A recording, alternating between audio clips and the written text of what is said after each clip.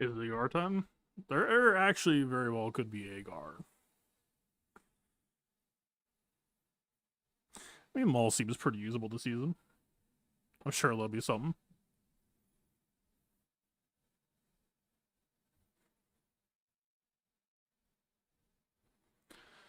Alright, hello. I'm still emotionally kind of fucking out of this season, but we talked about it on the TAS podcast. I think there is some degree of, man, just fucking get over this. That needs to happen this week. Especially because I don't think Attacker Cron is quite as egregious here as it is in 5v5. Which I had a feeling might be true, just because you can cram less attackers into the 3 squads than you can to 5v5, but I still just let the overall emotional reaction just kind of get in the way. So I am still pretty much prepless sauceless for this week, but I think let's just try to get through the week, do the best we can with what we have available, and week 3 I think will be the true week 1. This is week 0. We will see what happens. We went 2-1 last week. Given the circumstances, that score could be a heck of a lot worse, I would say. But yeah, alright. What do we have? LV Ray. There is a Hondo. No sign of the evil team, though unfortunately I did pull some shit to try to deal with it. I'm not really going to go into detail on it. If you know, you know. If you're watching this, you probably know. Like we do. Yes, it is. Alright, get fucked YouTube. You have to hear it again. Hello. Yeah. This week is going to be get the fuck over a week and try and get back on track. More or less, the TLDR is week 3 will be our week 1, and just do the best we can with this week. And try to get to a point where we get some ideas so that we can do some good remods to get some sauce going for week 3. 3v3 is not as affected by Attacker Crons as 5v5, which I suspected would be true, but still kind of let it get in the way of... Look, man, I just had a fat as fuck mental block. I was just like, fuck this. I was having so much fun before. I do not care about this at all. I actively dislike the direction of Attacker Crons. I just had zero motivation to care. That is still more or less reflective of where I'm at here. But, yeah, this week is get the fuck over a week. Alright. Shall we start with the possible run under? They do have some more bulk.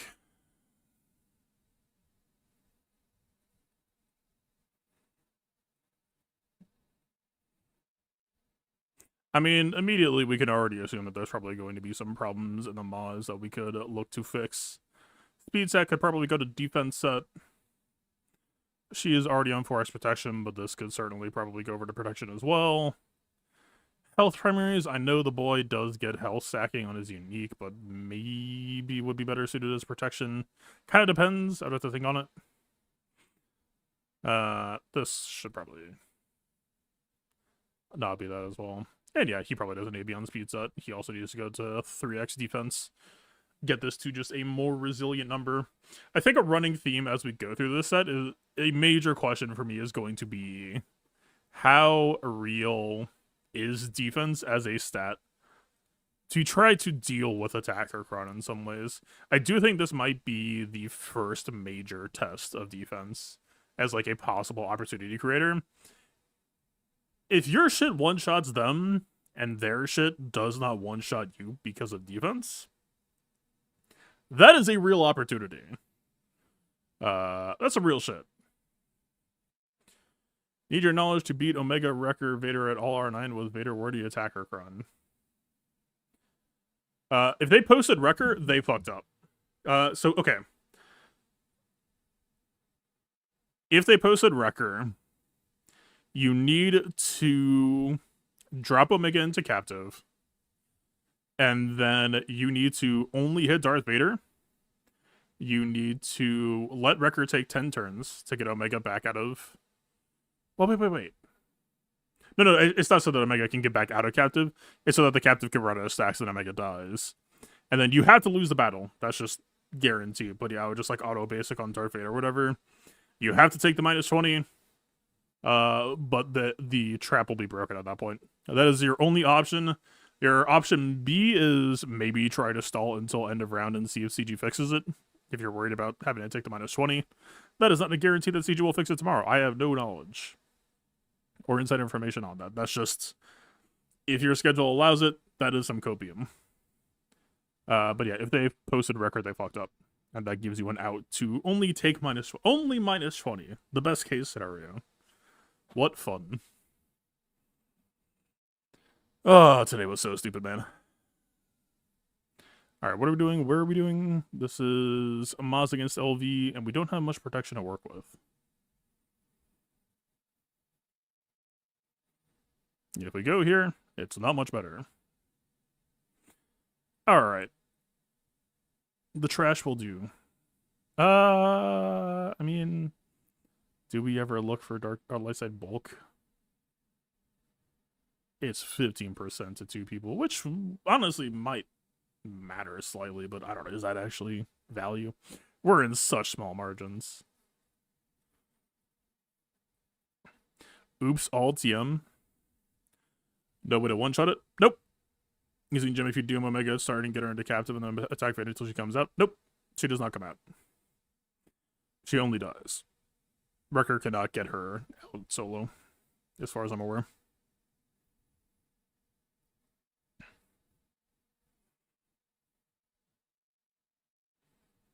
Bulk with health.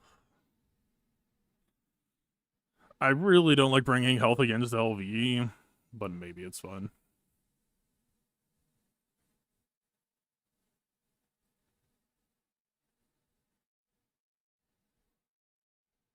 Alright, let's give it a shot. Hang on, what did I use last time?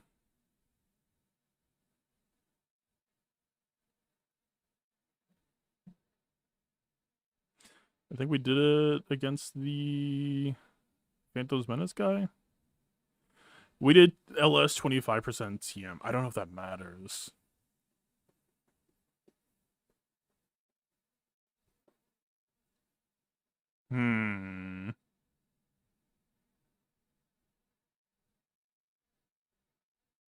We did it with the protection, Cron.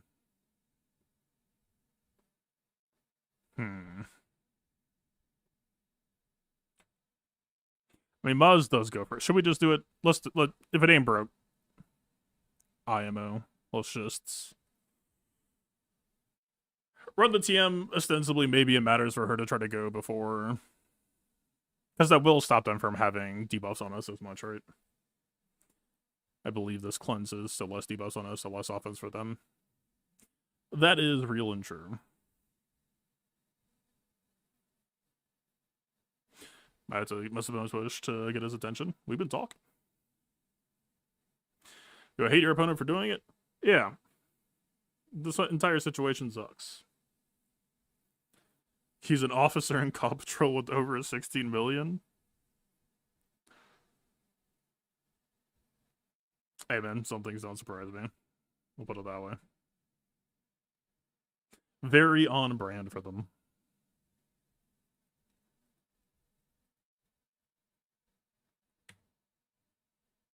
Alright, we did this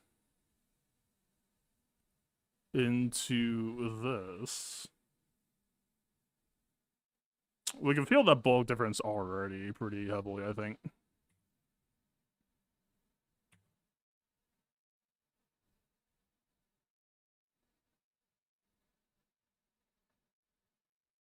We definitely don't want the dispel.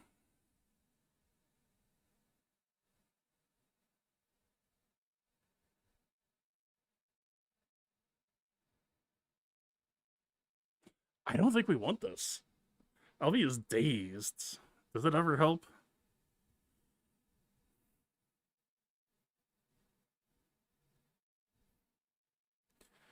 This makes stealth and what else?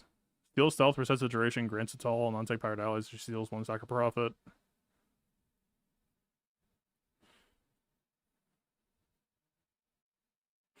I'm still nervous about pressing this button, but in this case, LV is dazed, so it might be fine. Does he already have Death Pen? He does not, so he should be the assist call. Let's try it. Surely this doesn't just instantly immolate me.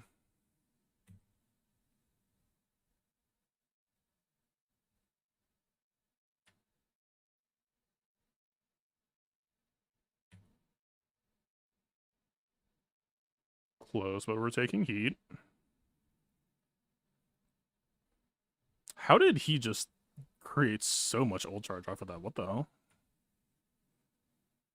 He's ulting. I think it's over.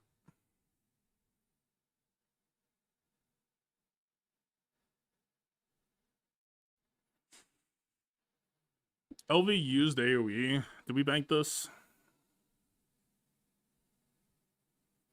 I think we might just bank this. Hooray, attacker, Cron. I don't know, man. Look, normally I'd be celebrating teams being harder on defense, but it feels kind of shitty.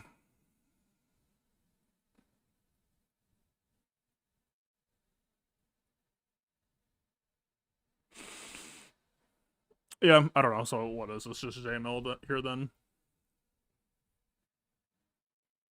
We can try to tighten up their modding for week 3.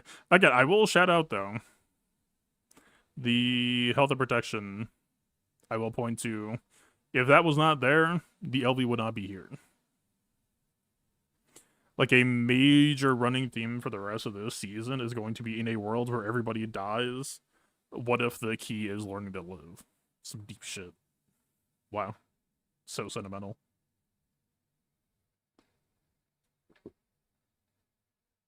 Like, the read on attacker Cron might be that it takes care of your damage needs so much that just hyper bulk to see. Right, because, like, think of it this way, right? How many times have I trotted out the math that defense brings your bulk up to, like, hypothetically, like, 1 million type shit, right? Effective health over 1 million by LV squad has, like, 2 million effective bulk or whatever, right? Okay. We're in a meta where that number is no longer hypothetical. We're in a number where that's some real shit. People are just doing that. So, we've got light side bulk. We got bulk stats plus light side bulk. What if we just slap on some really fucking nice defense mods and see what happens? Is it gonna get one shot? Maybe. But, like, how would that fight have played out if we swap the speed sets off? We're running fucking light side preload TM anyway, right? What the fuck we need speed set for? We slam some defense. Maybe we live another round of turns. That LV dies. Maybe we're fine. I regret to just permanently be the defense salesman. But that is going to be an ongoing question for me. We shall see.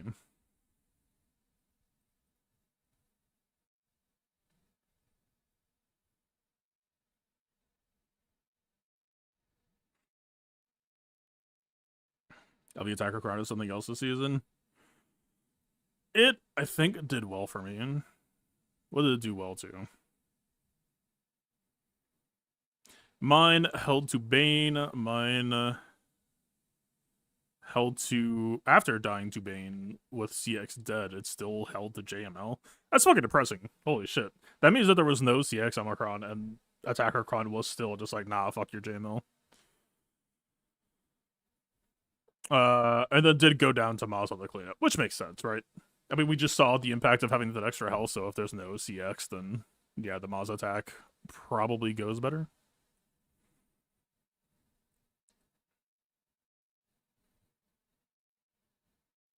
Man, fuck, like, do we even... Okay, I know we haven't been doing the VOD review matches last week. Again, I apologize. Shitty attitude on my part, just was overly frustrated.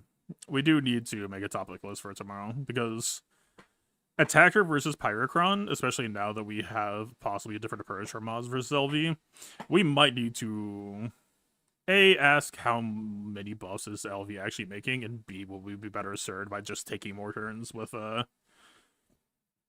75% DR? It's very possible.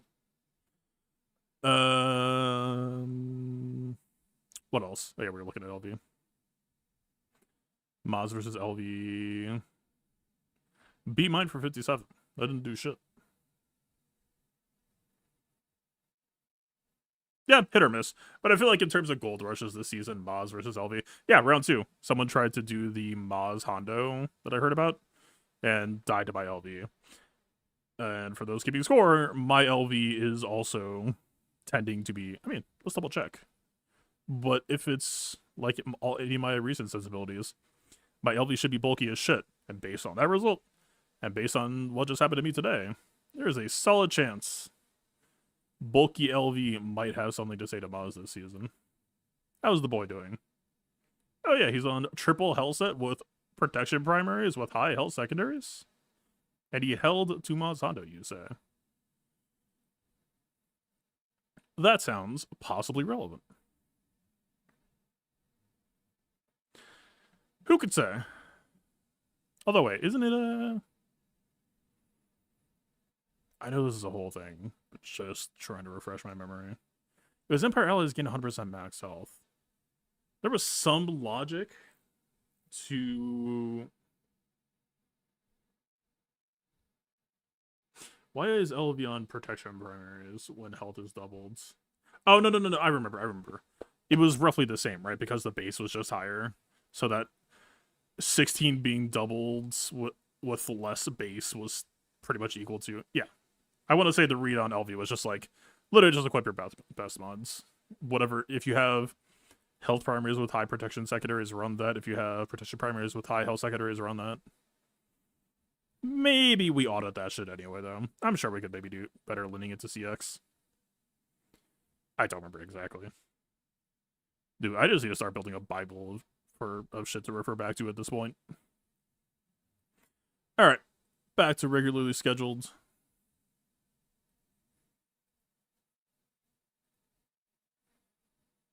We do not do Dark Side Basic. We do bulk.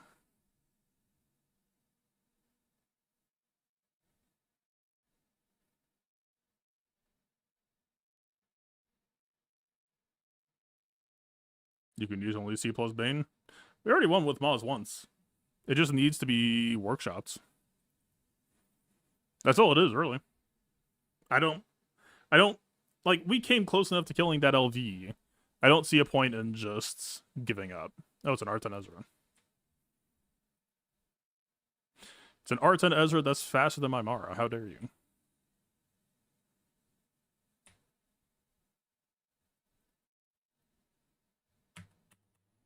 Some rude shit? What does that mean exactly? He did not get shock. Randomly. I would really like to grab her lock. I am kind of worried about him not having shock. But I believe this is the safe... What the fuck? Alright. My bad. I thought buttons used to do things. Alright. Well, I'm dead.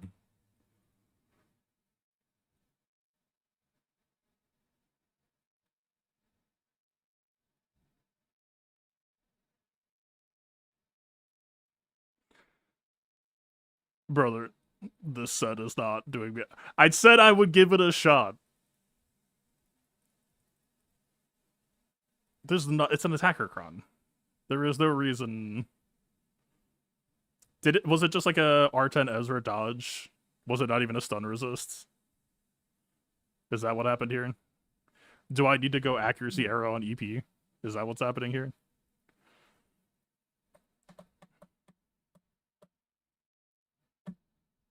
Well, into the blender I go. Fuck my shit up.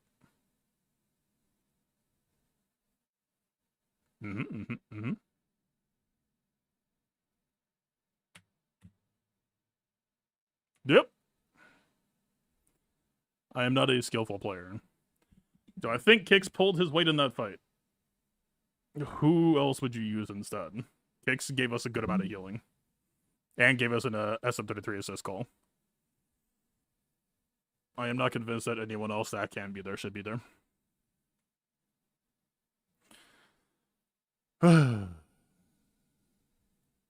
It's fine. We are going to remain positive and try to have fun. Smile.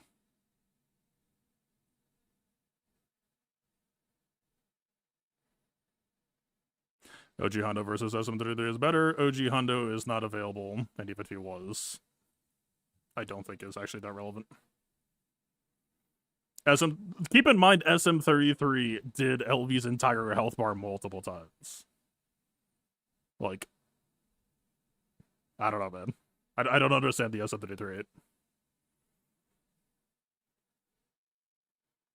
The motherfucker went once, and LV went straight into Savior, and then he healed back to full, and then SM33 got back to it again. Like, if SM33 was not there, LV would have been like full health at the very end. Look it up, it is better. The win rate is better because people think that they have to handcuff on Oppo, and the reason why they think that is because they're using cooldown increase first, instead of doing mass assists. And when they do that, Oppo uses his basic, while you still have buffs, and it fucking murders you. 2-0 today? Okay, cool. I won last week. That doesn't mean anything. Me losing doesn't mean anything. Me winning doesn't mean anything. You winning doesn't mean anything either. The LV was bulkier. That's it. We're gonna change our builds to last in fights longer. That's it. That's all it is. If you pull OG Hondo, your Pirate King Hondo team becomes much worse. That's the math. It is that simple. That is why I'm doing what I'm doing. Now, is the motherfucker here today? Yes. He is not going to be next round. I don't want my Hondo team to die this year. Straight up.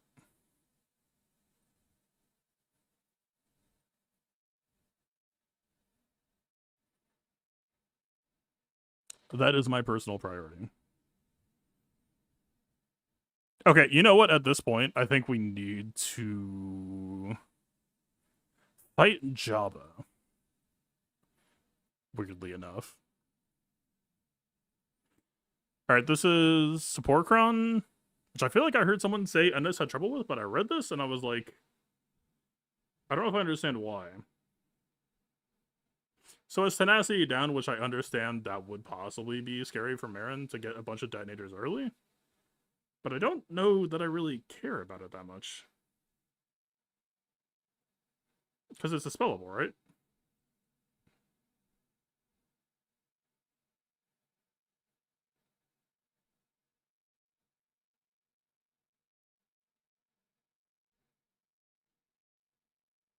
Whenever support is critically hit or inflicted with a debuff, they stealth for one turn. That's not that bad. Whenever non-support is critically hit, grant them protection up, but like that's Jabba doesn't self-shield, which would be the only thing I'm worried about here. Because we can kill Chris Hanton with Plague. Right?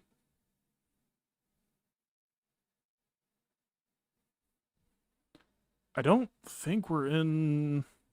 Again, so two things. We need to try to get the tenacity up off of us. And we want Asajj to get to a turn. If they hard focus Asajj, I think this will be in trouble. But I don't think support Cron like hard blocks us. It just creates a secondary objective we have to clear first. And we just need to make sure Plague is landable. And that's like it. Pretty much that I can think of. Is there any reason not to run this? What was the flip invert? I think it was all for utility buffs. Evasion up, Hell Steal up, Potency up, or Tenacity up? Yeah. So not relevant to what we're making.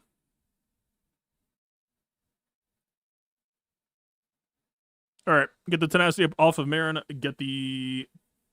Or Tenacity down off of Marin, get the Tenacity up off of them with Asajj. Is the name of the game.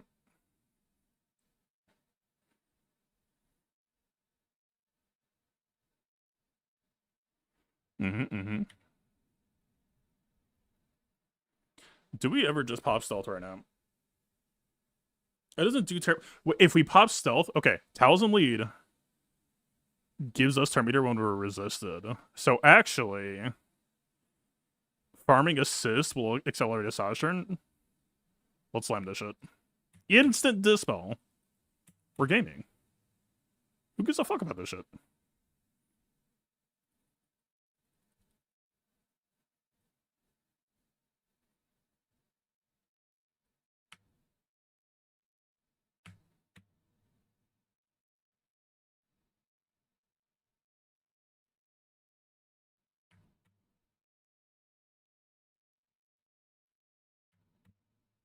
R10 helping us.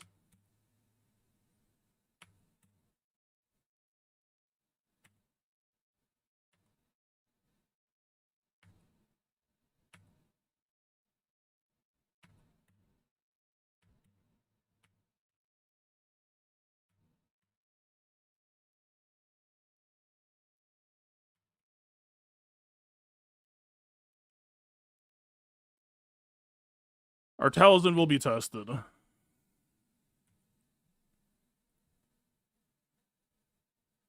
Oh, that should be an easy Talisman death. Just slam that shit.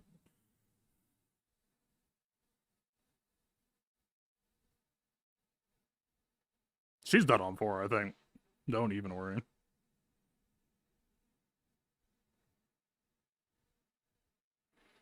Alright. Support Cron down. And also, holy shit, that stealth magic turn is kind of nice because it... Doesn't it give us a second turn? No, it doesn't really, right? It just triggers on another turn. Either way, the tenacity down was off of her, and she wasn't targetable anyway. That should just play cleanly. I don't know. No complaints, no notes.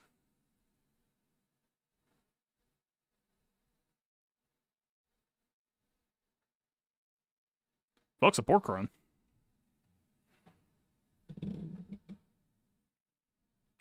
I mean, you also what Attacker Cron did to me last week, right? R10 Marin felt pretty relevant here. That shit did not hurt. Crit avoidance, extra bulk, 5% damage reduction. I don't think she was within 5% of dying, in fairness. But, like, you know. Attacker Cron last week, she might as well have been R5 in the old game. Like, that, it's Attacker Cron. Come the fuck on. We didn't even have that many buffs, but it was just... The true damage on assisting was just so much. Hey, what's up, Horizon? Thank you for the raid, man. How's everyone doing? Is it time for the aforementioned Gar action? Do we just do this now while we're here? I felt any difference in Mariner real world practice? I mean, this was a decent example today of taking extra pressure. Did she fall low enough that R10 technically made the difference? I'm not so sure. But like the extra tenacity and extra crit avoidance are factors that are harder to fully bake in than, like, you know, a slight amount of extra health and protection and 5% damage reduction.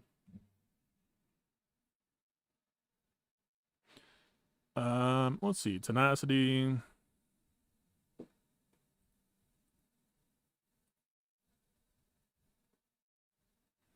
I don't know better.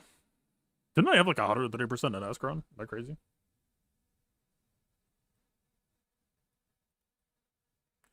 $240%. 164. Fuck, dude. What happened to what was it last set? I swear to God we've used it this season though. What am I thinking of? Is it just on defense somewhere?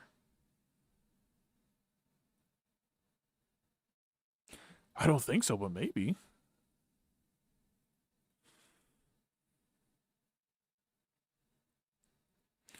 I mean, if we do this, we're gambling 220%, which I think we all know, given how today... It's either it's guaranteed to happen today, or I am owed some fun. What else is fun? We could do CLS, although CLS did actually get a real fight last week on the multi-shot cleaning up, that I don't know if using CLS on gas feels excellent. We're probably just going to Malgus here. Whatever. Let's go back to the Hell Wall.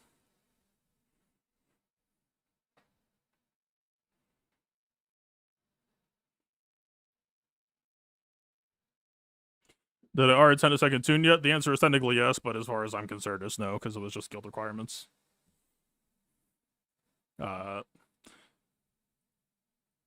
In terms of who it will be, I don't know. My feelings on R10 are still shifting, but like that old list that I made, I think some units are getting lower and some units are getting higher. I think, like, look, as long as people are doing SLK versus Pirate King Hondo, I don't think Vayne ever makes sense, even though he's decently high in the list. The real problem is this set. This set has just fucked everything up, and I'm not a big fan of the idea of investing R10s for this set. If it's not a good investment after this set, then I don't want to do it for this set. If it was both, okay, maybe that would bump priority. If it was like middle of the list and also like really fucking good for this set, I might do it next. Right, but like Wrecker was a consideration. Bad Batch are just fucking struggling hard in 3v3 right now. I think they'll be fine in 5v5. It's just having to choose between Hunter and Wrecker. Fucking sucks. And Bad Batch can normally function decently in 3v3. Like, you take some bleed, but we've been able to pull off some really cool shit in the past. But the meta is just so fast now, largely because of attacker crons, that it's just like, why would I R10 Wrecker right now? Maybe it would feel relevant in 5v5, and if that bridge needs to be crossed, then we'll get there. But, like, Wrecker is basically on a 4-month delay now, until shit becomes sane again. The honest answer is I don't know what the fuck I would do. It almost just feels like I should just ignore GAC for 4 months in terms of an R10 investment and just do what I would want to have when it's over. So in a weird way, I think I maybe just forget everything going on right now and stick with the old list. And that old list still needs a bunch of revisions. Like, I don't think anything on the list is, like, changed super far, except for I think every time that I think about Sith Eternal Emperor, I'm getting colder on it. Because I really, like, if May stops getting posted, which I think will happen soon enough, I think people are going to realize that team just does nothing. Where does R10C go? That doesn't feel bad. That doesn't feel like a waste of an R10. Right? I think that's the biggest problem with that. You add on top of that, this just adds horrible bulk for attackers, 3,000 protection. Like, the crit avoidance and tenacity, believe it or not, are actually in conversation for that matchup. I don't know, man. I don't know. C was, like, gonna be my first R10, and now I don't even know if he's, like, top 5 or top 10.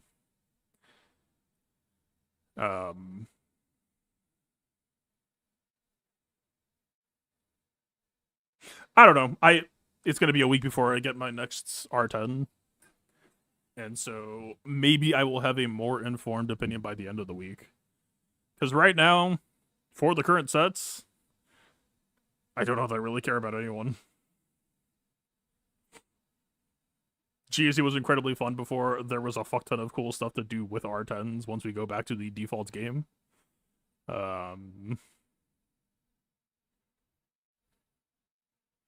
I mean, maybe I just do something cynical like Ezra, but look, man, the meta is literally just people chase Ezra with their Leia. I don't think R10 is changing shit for that. It's me, the fool, trying to use an Emperor Palpatine stun on Ezra and whiffing it on Ben Solo in the process. Who's most affected? I'm Boo the fool. My bad, I'll put the Leia in the bag. I don't even know if I've done Leia against Reyes before, because I've always just done Starkiller. I have no idea how the fuck that matchup plays.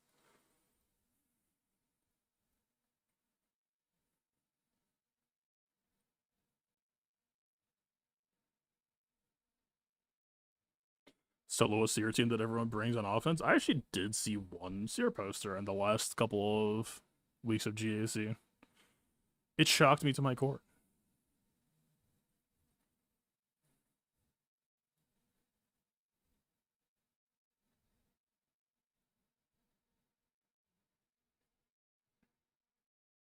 This is actually honestly a broader topic. I'm almost tempted to just like record a video yapping about this because the target has actually been moving for me in some kind of way. Like I've gone on record in various places about how I hold GL investments in some contempt normally. But should I do? I mean, you can tell I want to yap about this because I'm fucking sitting here distracted yapping instead of putting GAC. Should we just go over this tomorrow? Honestly, should we just do we GAC tonight or do we yap? Because tomorrow there is no GAC to do. If we could just yap there instead.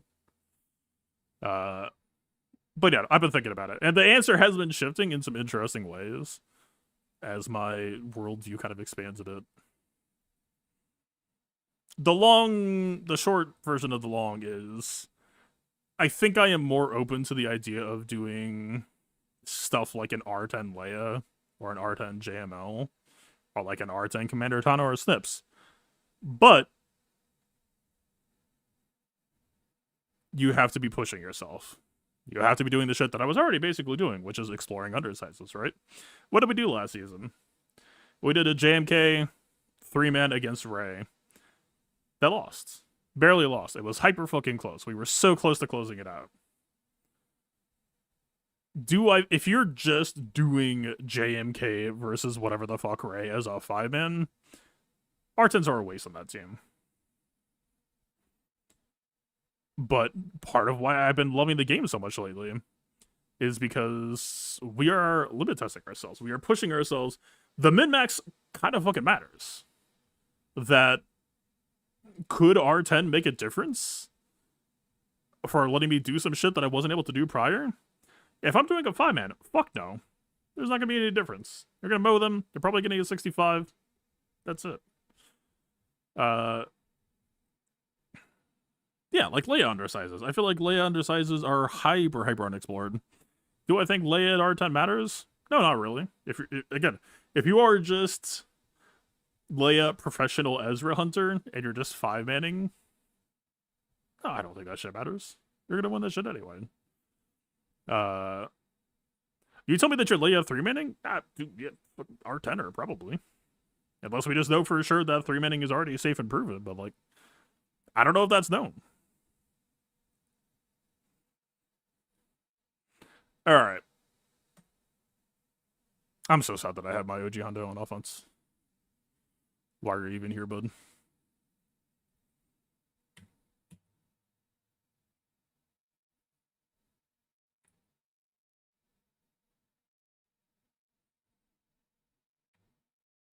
Not sure if that's the correct way to play this, considering it allows him to come back. I feel like that takes an unnecessary risk. If Leia was gonna solo, fuck dude.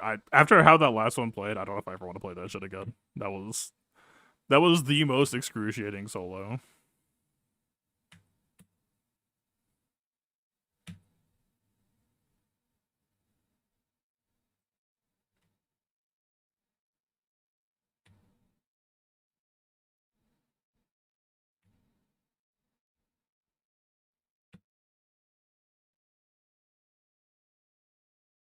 Also, I will say, in fairness, like should normally be safe for tomorrow, but the fact that Ezra went before my Mara means we need to reconsider if I have gotten any better mod sense to be able to up our RCB budget. Because that should not be happening, which means that we should have an extra layer of margin for error that we do not have today, right? C missing a stun once should just mean Ezra doing his triple hit, not Ezra hitting his big mass. So, food for thought.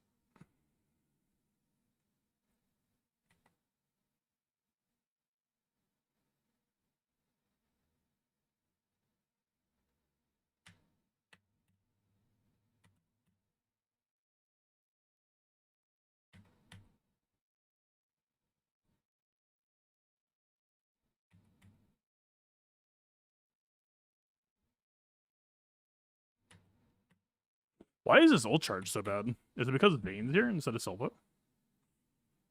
That seems insane.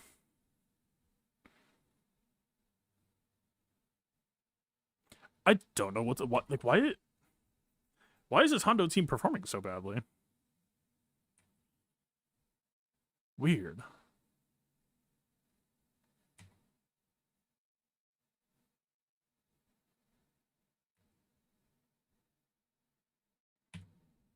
I don't know, man. My allegiance is to Silva Hondo. What can I say? They're the homies. Speaking of, so I don't forget.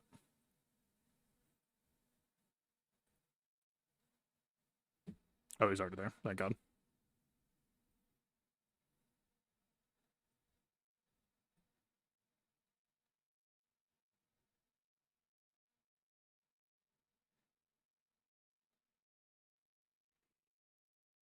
Is this just Leia? I vaguely want to try QA, but like, I don't know. Do I actually? I contemplated trying to QA this in the past, and I'm pretty sure the conclusion that I came to is even if you ran accuracy arrows, and topically, even if you had R10, there is still just way too much goddamn Ezra evasion. I don't think it's real.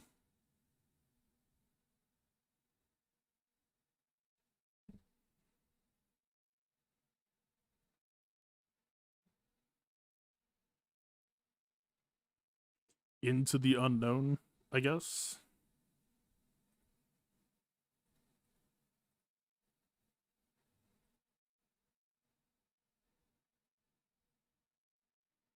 I mean, I wouldn't mind this necessarily. Is it ever supposed to be attacker Cron? Ezra does make a decent amount of boss. But I'm kind of more worried about living than dying. Or them dying. Is this interesting?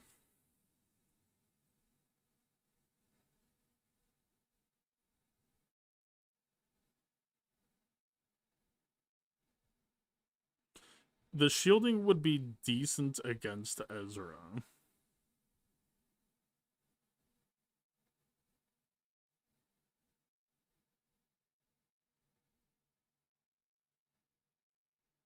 Evasion up, Hellsteel, potency up, or tenacity up. I think they get tenacity up off of Ezra AoE, but that's about it.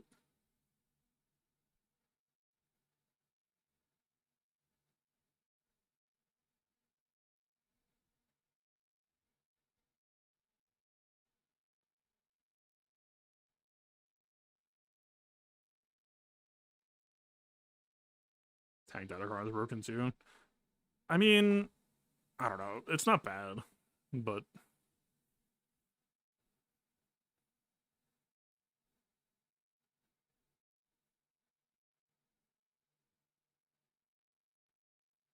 like if we're ever in a situation where the tank revive matters, I feel like the matchup is already kind of fucked. Tank allies taunt. He can ignore taunt on his exile turn, which is kind of the main one I care about because we should be able to have smoke screen out for the rest of it for the most part.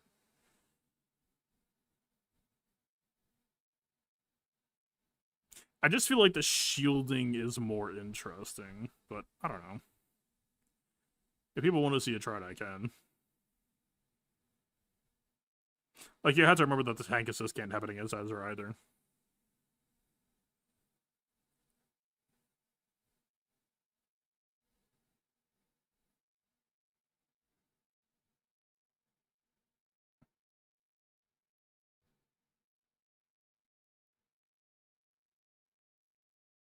%9% health, 20% TM, though. I mean, 20% TM on Drogon isn't actually that good. Isn't it technically bad if he's too fast? Because you don't get his first turn bonus after Leia resets. I mean, so what? Leia gives offense based on the TM reset, so if we know she goes first, this may be funny. But a straight major increase by 1% per turn to remove from other target allies. She is 554, 594, 331. Yeah, I mean, if he's getting 60% TM, he should go first, right? Like, you don't even have to calculate 60, just look at 50 times 2. He should go first, so I don't think that's good. I doubt he's. Oh no, no, no! It's the fucking thing, right? We talked about this last time. It's the same old shit as trying to get guard on Leia back in the day. It's the has 50% max health plus it's like start a battle. Yeah, so it's R2. Don't they all get TM? No, that's weakest TM. Is the one you're speaking of. But it would technically go to R2, which is R2 smoke. But all we really care about is beating out Ezra, which I think we just naturally do anyway. I mean, we know it's a fast Ezra, but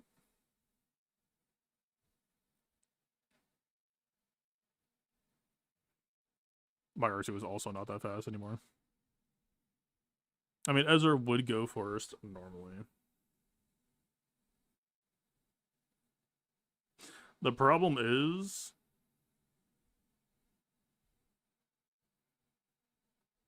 because this is a race squad, we're used to Ezra just popping immediately. The smokescreen might wear off on R2 before Ezra gets hit with 50 here.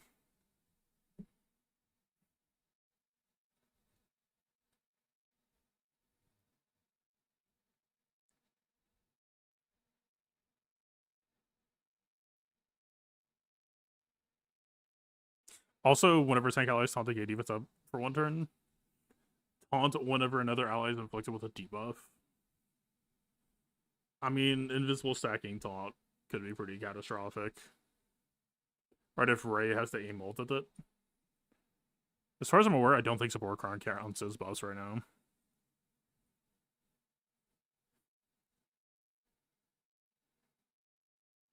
I like what the shielding is doing to kind of check Ezra's damage output a bit.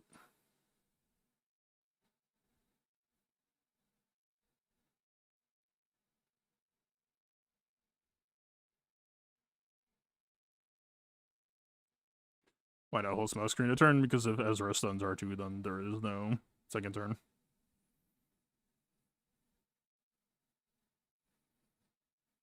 Which I guess is still technically true and on the table here either way. It's just we would be better at tanking through it.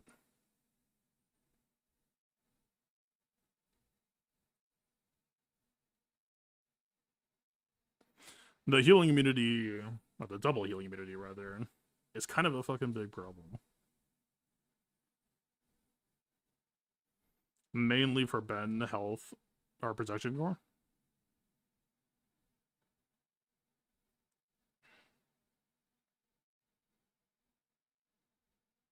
I'm either overthinking this or underthinking this.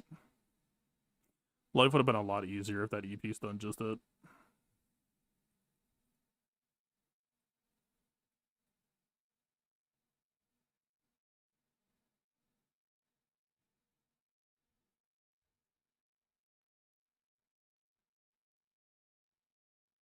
It's really broken. Almost nothing you listed actually helps us for the matchup, and multiple things you listed are actually kind of bad here.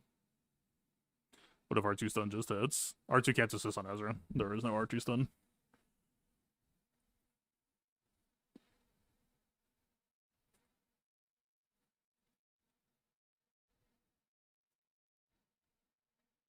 If you basic with R2 on TM Cron.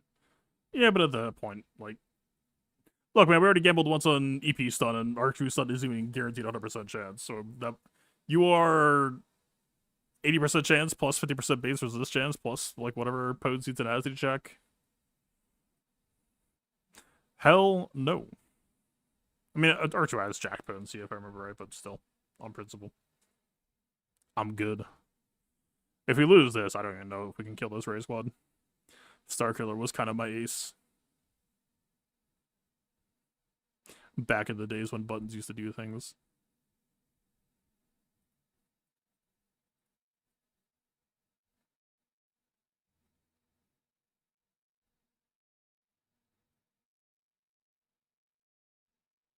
Maybe it's just this. The problem is the health actually kind of gets eaten through by Ezra without the support Cron.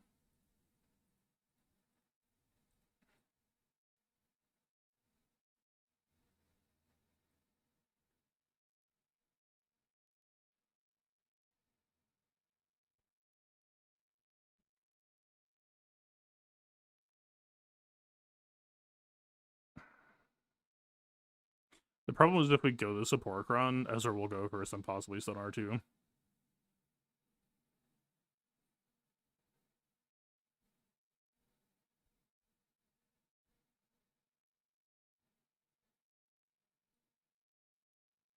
Kind of none of the options are perfect here.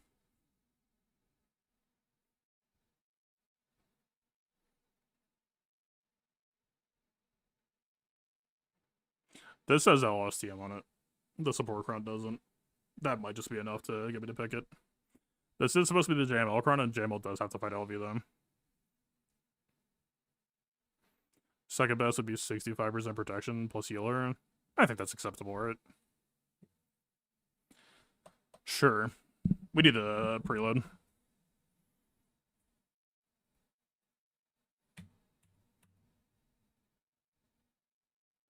Put that man in jail.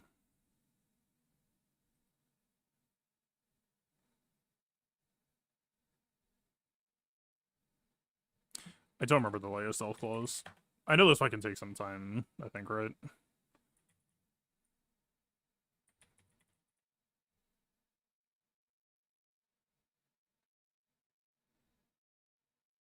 Yeah, Arch only has stealth for one turn. That's what I thought. Well.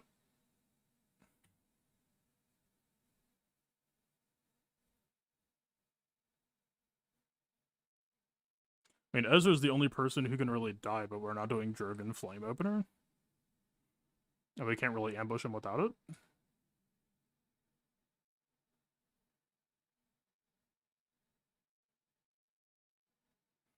Who are we bonking? Do we even bonk her now? Just Dispel Ray, mayhaps?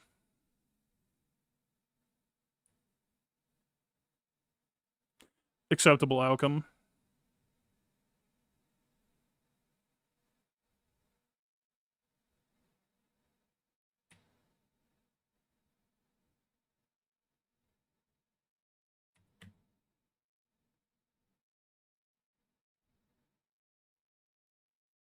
Not great window to give her, but hey, can you DI? Okay, thank you. Helpful.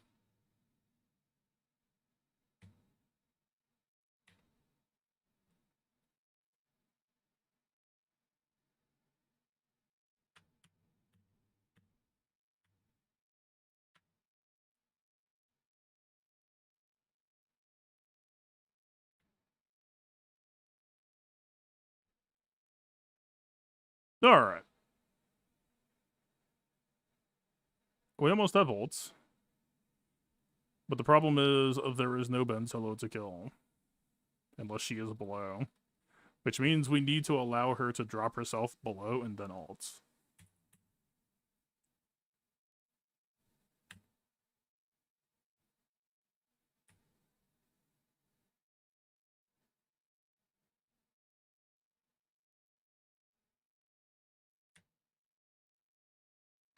Return to us. Alright. Contractually obligated Leia versus Ezra fight now done. I apologize for ever trying to do anything else. Please forgive me.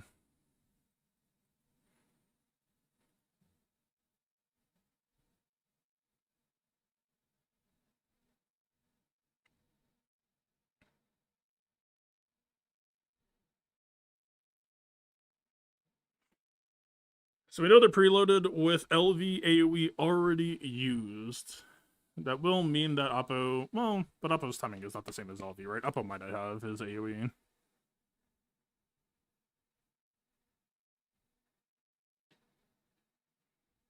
Yep, let him in.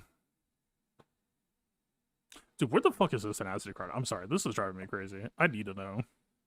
Because I almost need to try to get one next week if it's not there. I think it's just on defense. That's not it.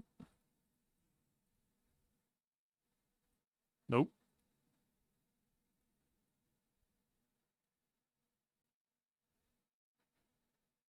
It was all a dream.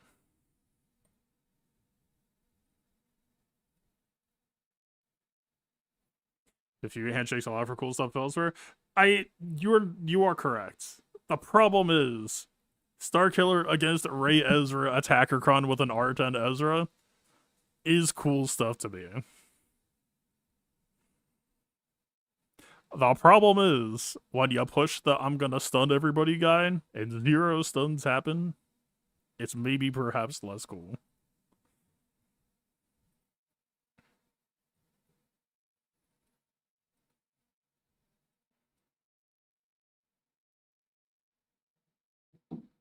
I mean, fuck, out of curiosity. It's gonna bug me until proven otherwise. How fast is she? How fast could she be? Because we were possibly just beaten out by like 1.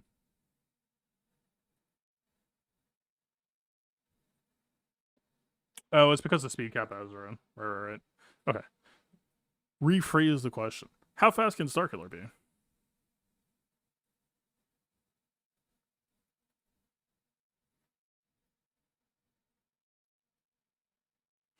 We could be faster. Very easily, I think we could be faster. There's a 27.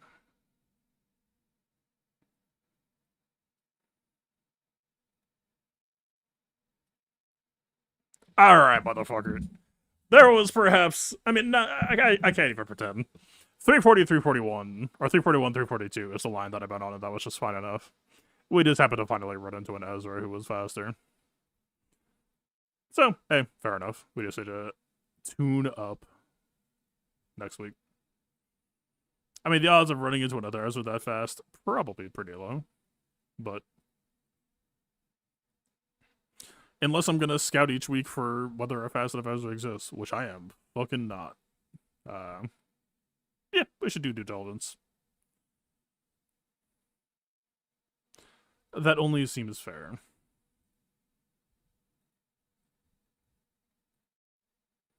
I would really not like to not break this set. Just gonna be real with you on that one.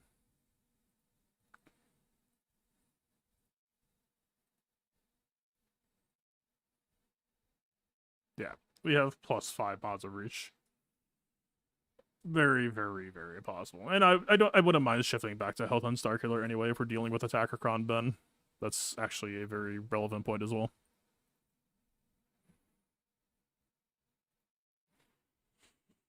Seems reasonable.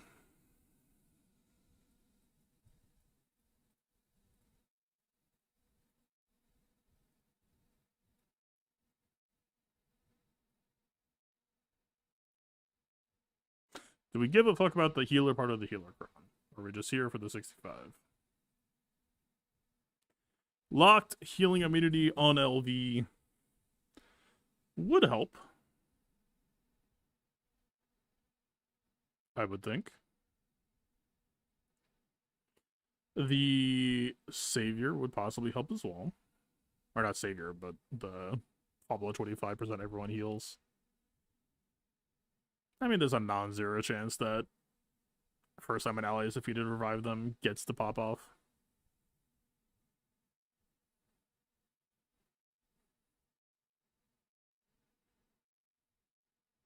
What did I do last week that made JKL feel more relevant? I don't think it was on LV. I think it was the second match. Yeah, we did SLK. See, JKL for SLK, I think makes sense. I don't know that it feels hypercritical here. Like, nice to have, sure. But we're going for Oppo. I don't give a fuck about stunning CX2. I feel like Jolie would be okay. Okay, the only downside, though, whatever heal is critically hit, recover 50% health protection, the motherfucker's not going to get critically hit. It's Jolie Bindo. Like, so actually, functionally, he's not offering terribly much aside from turning the healer Cron on. Anime, he's got the shilling passive, which is not bad. Although it technically feeds into Attacker Cron as well. I love this set.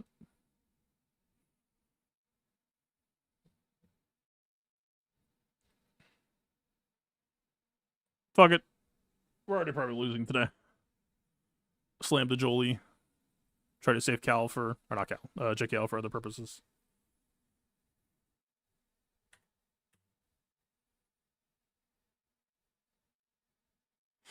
kind of feels like it could be a Netflix here. It would also shut off their taunt ignore, which I don't hate.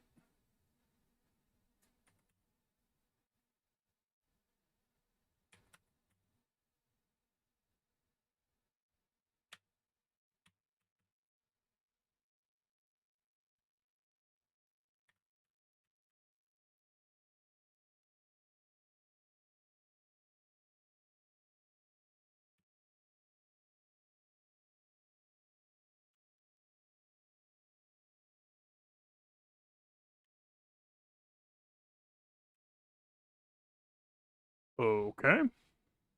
He is debuffed. He is ability blocked. I think we can enter the unsafe stance semi-safely.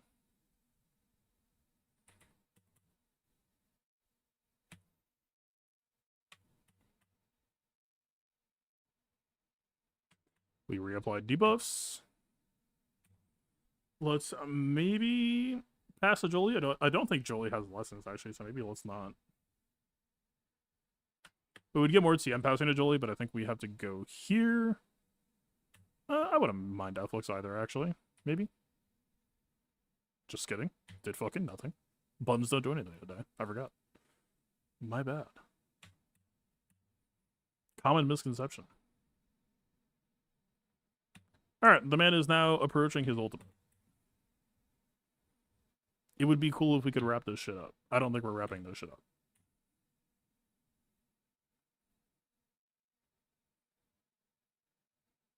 In fact, I think we're fucking done. I mean, he is debuffed, though. There's only 2 buffs here.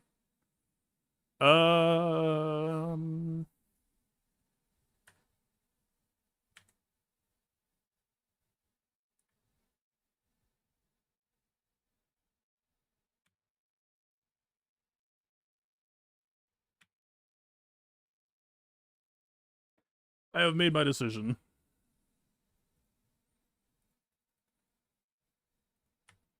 Re-debuff him. But he taunt ignores on order 66. The man is struggling.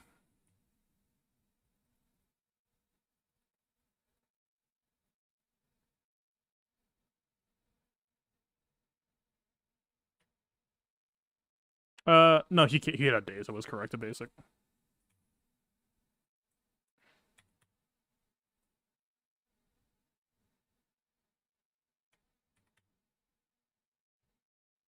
Weird ass fight. I think let's just get an attacker off the table. Sounds vaguely. Is order 66 block healing? It's immune to buffs. Is this ever self-cast heal?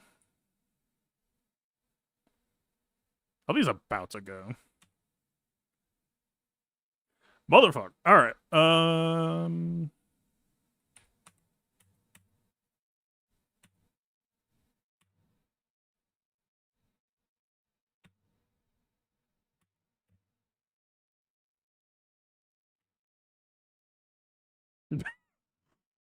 Saving Private Jolie.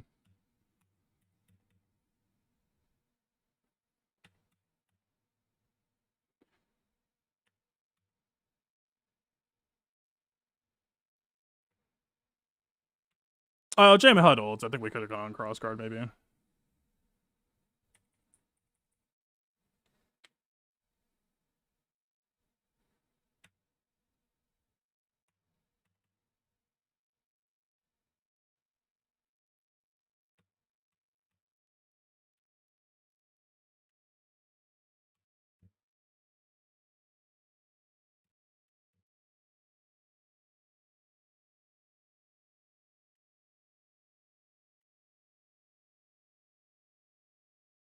Six CX2 judge. Very cool. I mean, he's master ramp, right? We don't expect to hit shit there.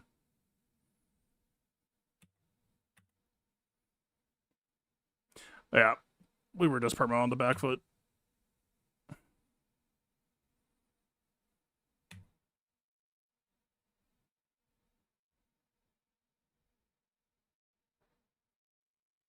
I don't know how I feel about Jolie there. I mean, I guess Okay, CX2. I assume CX2 was the source of the Order 66, and that CX2 just perma-focused down Jolie. Anybody else in that position would have died so much fucking faster than him. Like, that was JKL, I feel like that would have been dead way the fuck sooner. JKL would have been better. What is JKL offering us there?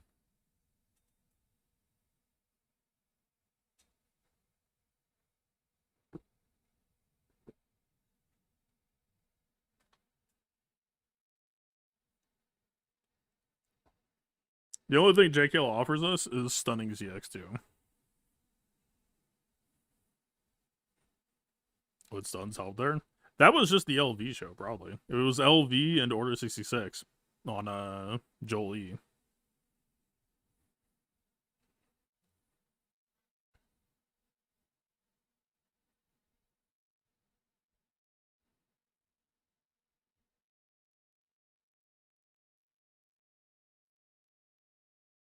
This requires Oppo to be alive, right? No, it does not. Fuck me.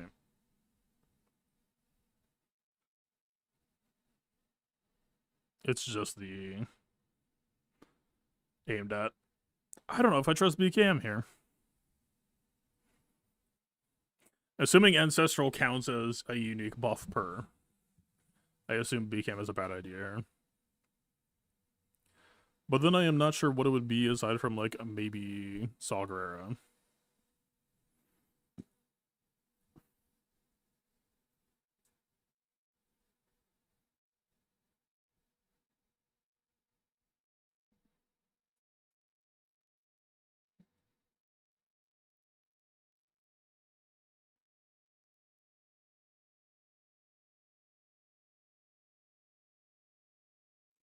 Saw Gerrera is not technically required for anything at the moment, but would be nice against QA, but this is a Cron Bane season, so a QA could just get fucking one-shot.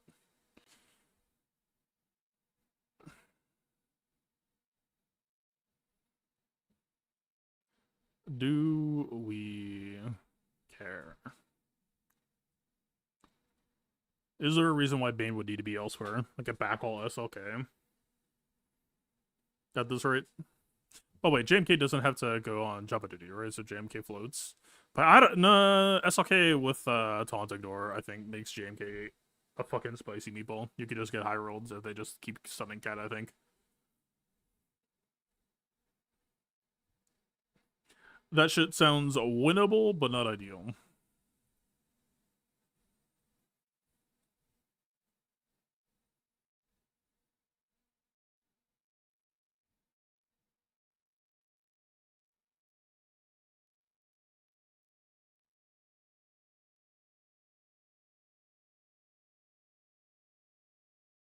I guess let's just do this.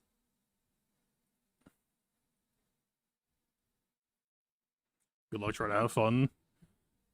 Wolf, your team completely high roll DP stunned. It's just been a shit show since. I would not say I'm enjoying my experience. A crucial lack of skill. I mean, okay, there have been fun fights. But the whole trying to win thing is probably not happening. If I had to hazard a guess.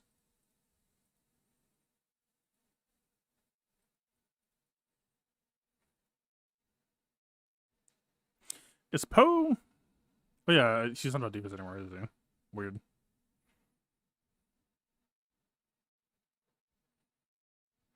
And that effect is so shit.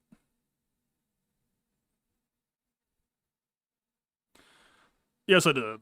The hope was for that to be kept quiet.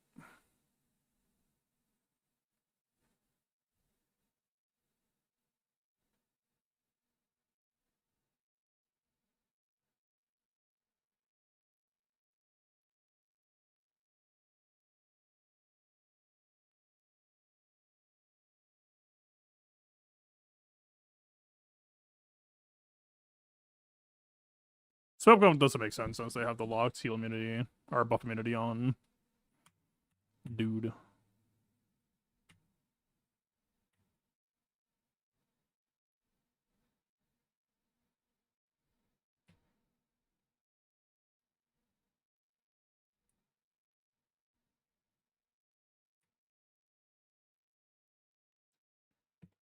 And that's why my Saga is not on defense.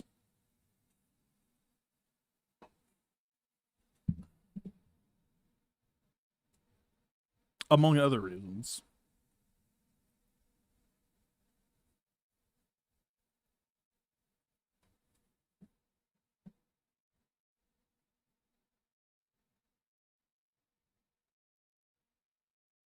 Whenever we're just supposed to pull Rex Cron to offense. Like, I think it's not bad, it's just too hard counter to ever be postable. And that gas squad with Rex Cron is probably dog shit as well.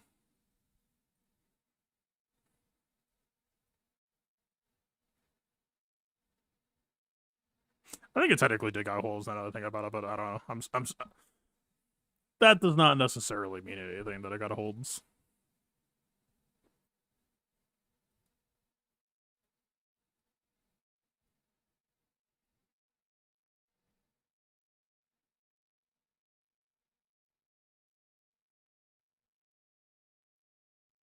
You know what? Sure. I'll do the thing. Come watch BKM get blown up.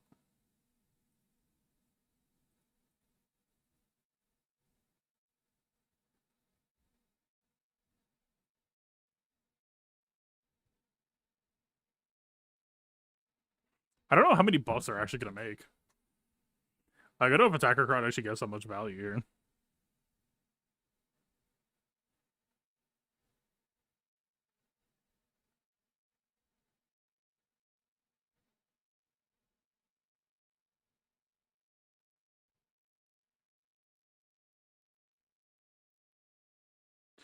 Critterwood, health, armor pen, offense.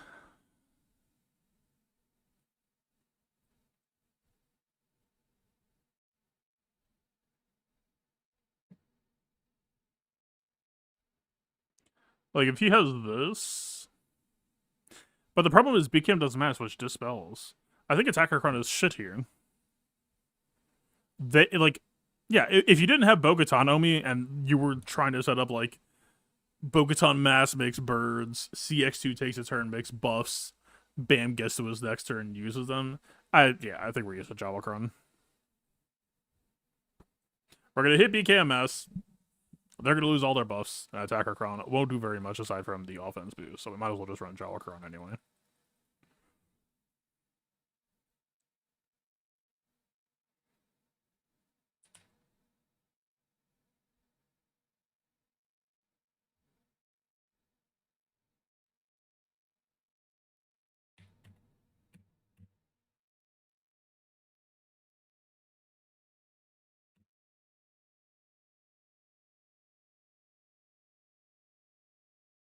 But that did not seem like he had an insane amount of offense. That seemed like Ancestral was exactly one buff.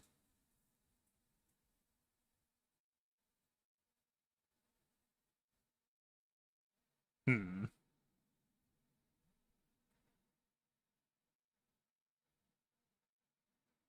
Do we care about using this yet? All I was getting defense up is nice sounding.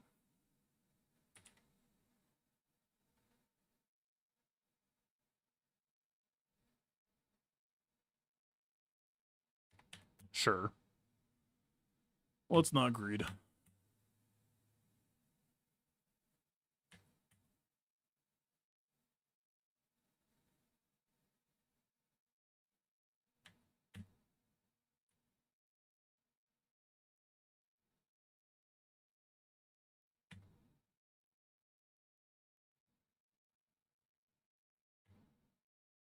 Speaking of let's not greed.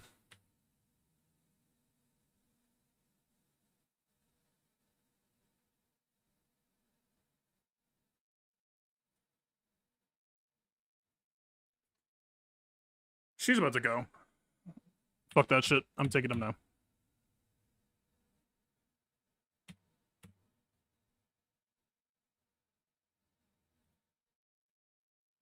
Alright. I mean, that second LV turn hurt. Did it hurt because of 100 Ancestral, though? If Ancestral counted as 100 buffs, there's no fucking way. There's no way.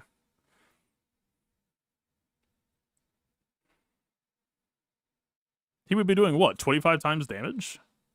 We would be dead.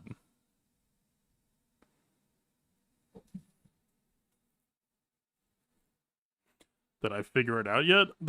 As far as I'm aware, we tried multiple ways to try to game the rule set. There is no way around it if they do it correctly. The way around it is to not talk about it until it gets fixed. That is the best you could do.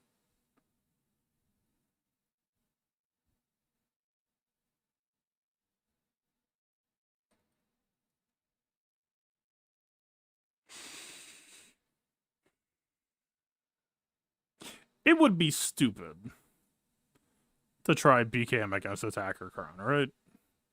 It's just a raw dog straight up next round. You gotta admit, it would be pretty neat to get online.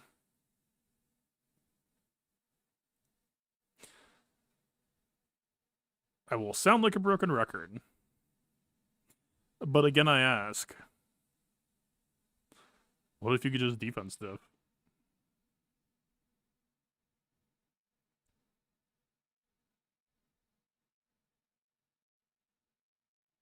Wait! I just looked on Insight. BKM versus LV Attacker Cron? That's just 61%. There's no way that shit counts as a buff. Oh, fuck that. We're just slamming that shit. Wait. Oh, I did Attacker Cron. Pause, reverse, rewind. And BKM 9%. But the fact that people are winning at 9% makes me still think Ancestral doesn't count. It's just a harder scenario. I still kind of want to try it. Everything I said before still applies, I think. Defense is my #1 question this season. The stat, not the posting. You are not allowed to post heavy defense this season. Count on 2,500%. But that's what I'm saying, right? There's no way it's 2,500%. There is zero way it's 2,500%.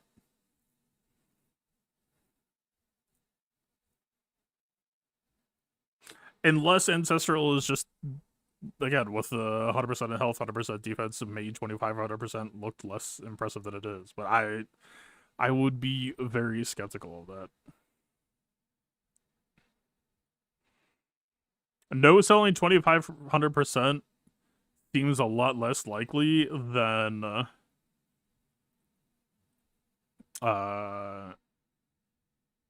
Attacker Cron just counting. Because you make a bunch of extra buffs, right? You make Tenacity up, you make all kinds of shit extra. That's just gonna hurt regardless. I don't know.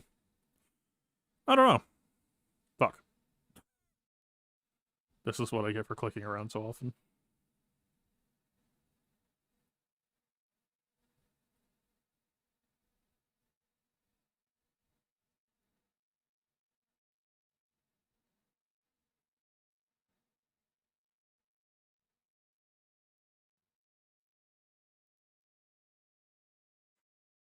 Alright, what do we do here?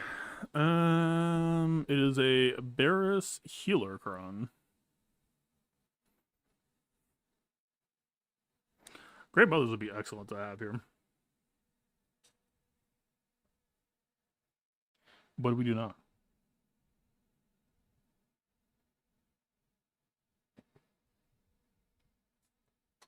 Instead, we have Darth Revan, who got a hold.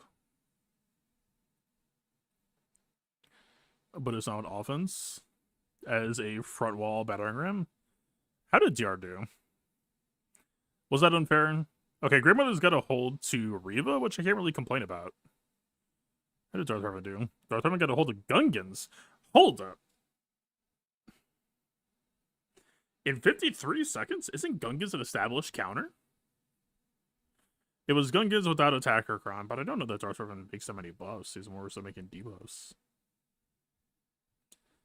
Gungans with Radis Cron died to my DR.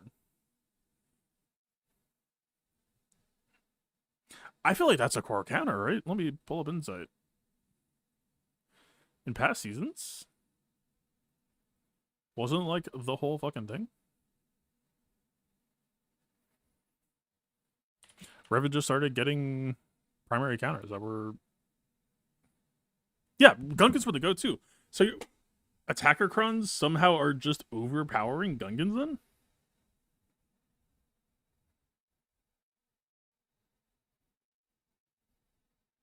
Maybe DR needs to go back to defense. Alright, I'm sorry. I was not familiar with their game. Very, very interesting.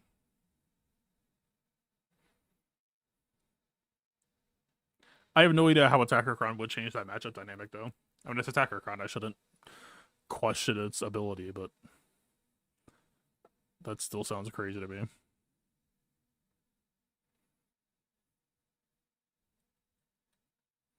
Would it ever be funny to do this? Just kidding. I thought that I pulled them.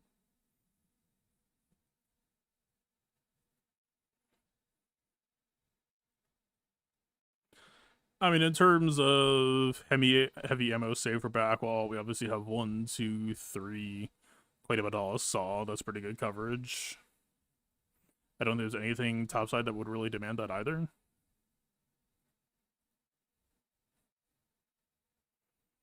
No, not really. So, that being said, did we just try Revan here? I mean, this is literally his purpose to be here, is just to be the battering ram to open up the back.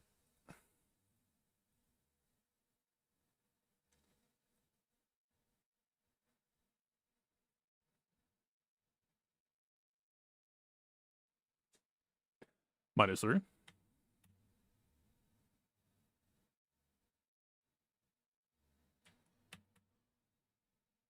Why am I doing KB first? Excellent question. I have no idea. It just felt right.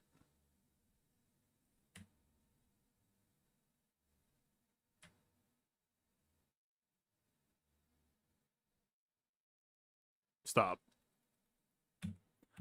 Do not.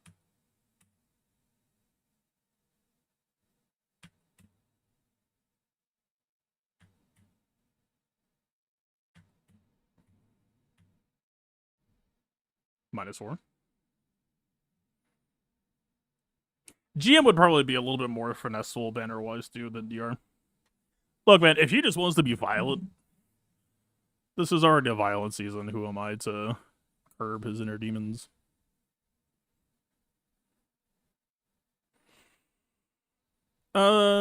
Yeah, not much. I mean, obviously we don't have JCal. Something else will have to go there, but I don't think it'd be that hard. Speaking of the devil. A tank Cron? I mean, maybe just an attacker. Fucking. Nah, he might just not have had enough attacker Crons to go around. That shit happens.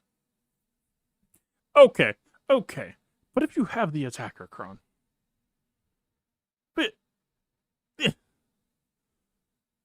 I am asking you to murder me. Just, it's fucking Enoch, man. Don't. I mean, Enoch's not that bad, I guess. Sorry, but I can maybe understand the argument. The Tuskens? R5 Tuskens? Attacker Cron? Give that shit to DR. I mean, maybe that's a tank angle I haven't thought of. I mean, it is an extra tank assist, I guess, which is like maybe trying to do Gungan gen pressure. That's real, right? That would make some sense. Apparently, Attacker Cron puts pressure on Gungans anyway, though, for reasons that I cannot actually explain in my head. That shit beats me. How good is this Ahsoka? My Ahsoka is absolute dog shit right now, unfortunately. Defense set high. 79's fine. Not great, not terrible. I'm pretty sure it's better than mine. My Ahsoka is so fucking... I am so Leia Doomer pilled. I was just like, yeah, budget cut after budget cut. I think she's on like hell sets straight up.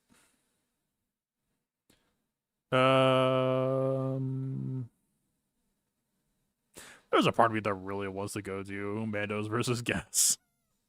But there is no guarantee. Like, it's been a bloody season so far. We really should not doom and just start throwing away banners if we don't have to.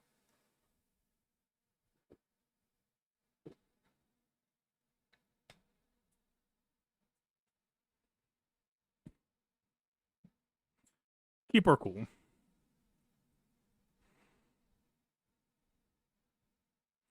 Don't be babies.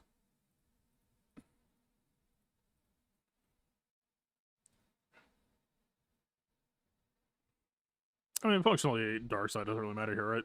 I mean, this one would be bad to have, but we know we win anyway, more or less.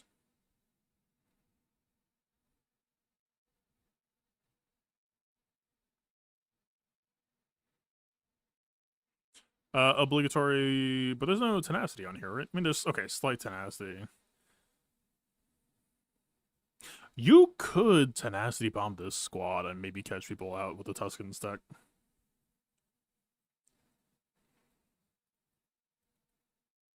That's not nothing.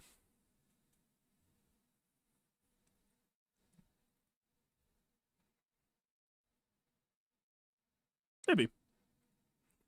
I'll take it to the mud.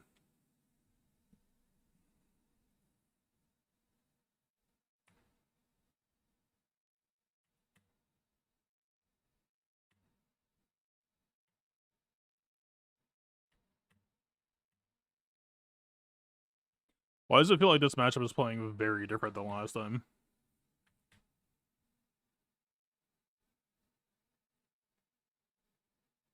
We have so much more momentum.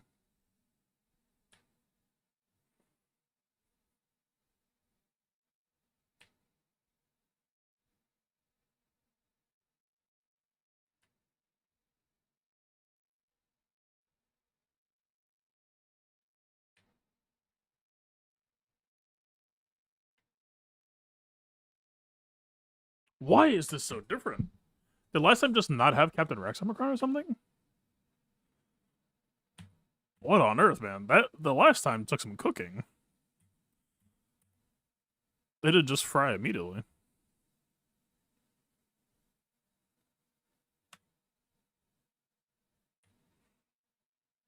Am I crazy, or could you possibly time out on Captain Rex?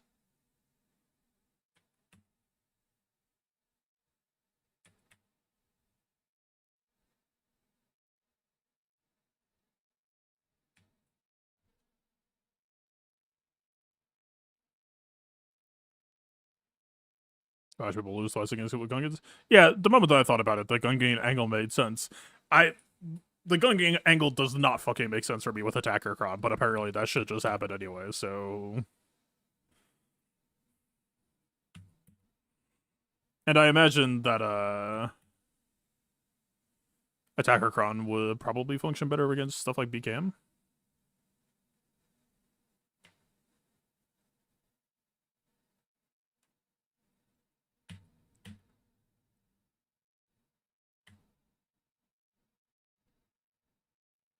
I don't know. There's probably arguments for both.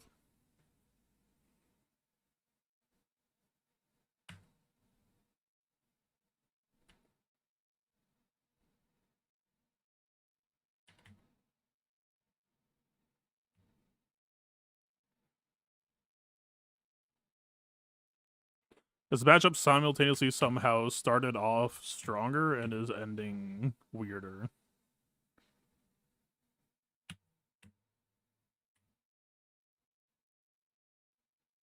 Well, now we will test my theory. I guess.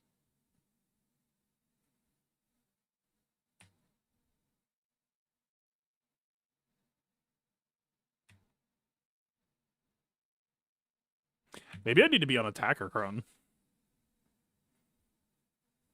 Yeah, I think we talked about it on Rex. Why is this playing so differently?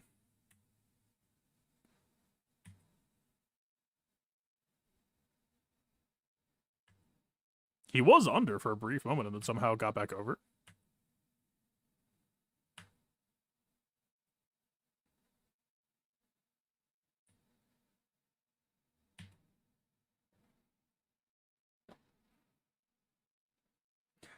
I don't know.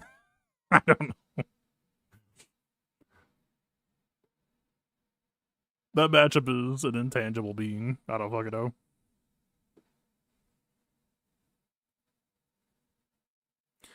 Doesn't guard laugh in the face of Attacker Cron? I mean, it's not an Attacker Cron, but also that the problem ain't the damage. The problem is it's a 20% coin flip. 164% potency. Yeah, this needs to be on Attacker Cron. Yeah, I know.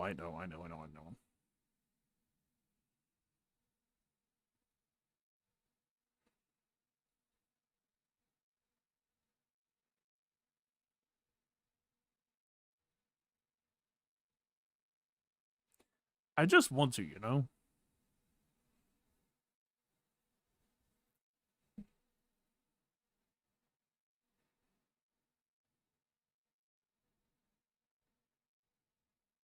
See, he didn't even get to do it.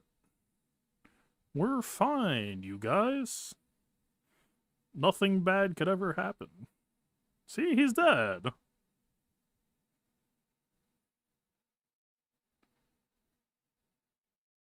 Humanity restored.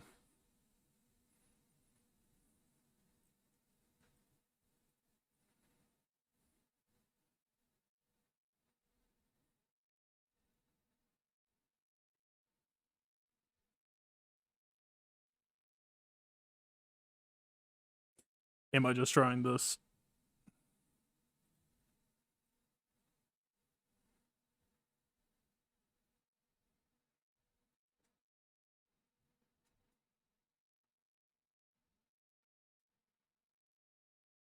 Pause. Would we rather have that Cron for C against the Mace? Are we using C against Mace, or is this yet another attacker Cron casualty? C makes some fucking buff. I don't know if we can do this. I'm pretty sure we should not do this. Ah, fuck, man.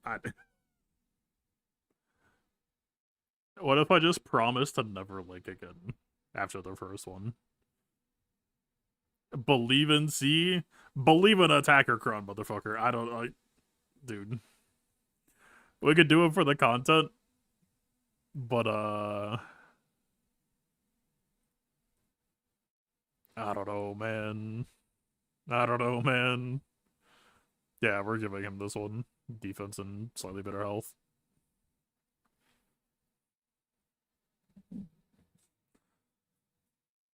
What are you gonna do? Attacker Cron me?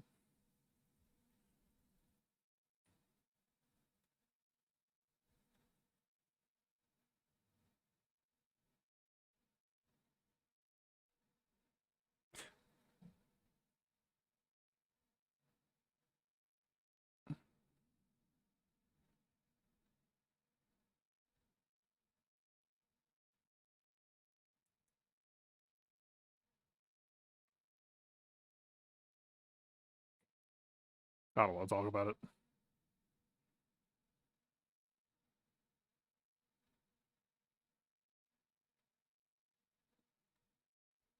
And if I push the get protection back button, no, it's fine. She's going to dispel us. This is the perfect time to do it.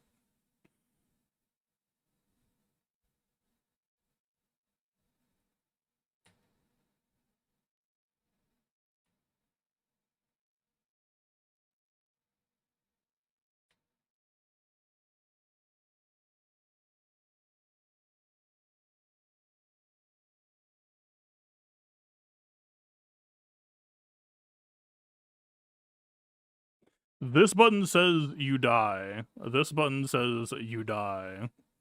This button says you probably still die. Just fuck my shit up.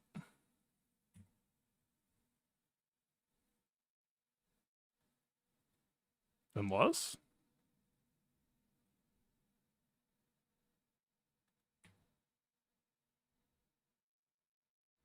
Why are we doing so much damage? I mean, this, but we've always run this Cron. That Temple Guard died in 3 hits. What the hell? Does attacker Cron work both ways somehow, or is this bug discovery?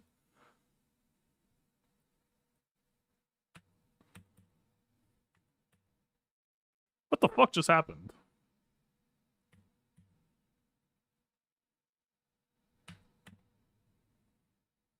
Finally off work. How's it been?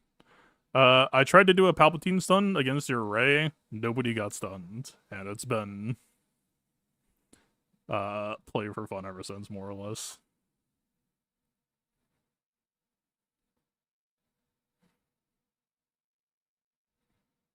I have never seen a Temple Guard get remotely fried that fast. What the fuck? Oh. I mean, he may have just moved mods. I mean, it doesn't even fucking... I don't even care if that's the state that he was in. A Temple Guard does not get fried that fucking fast. Even if he's missing one mod, like... How the fuck did my C kill him that fast?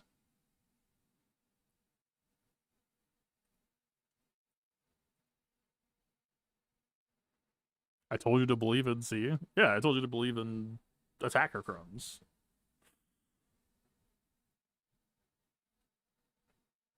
She's spot on, I think.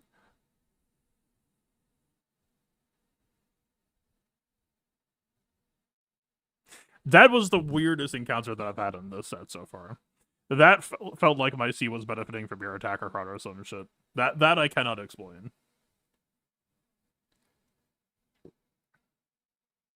As far as I can see or tell, we should not have won that easily. Your temple guard should have been able to eat more hits. Weird.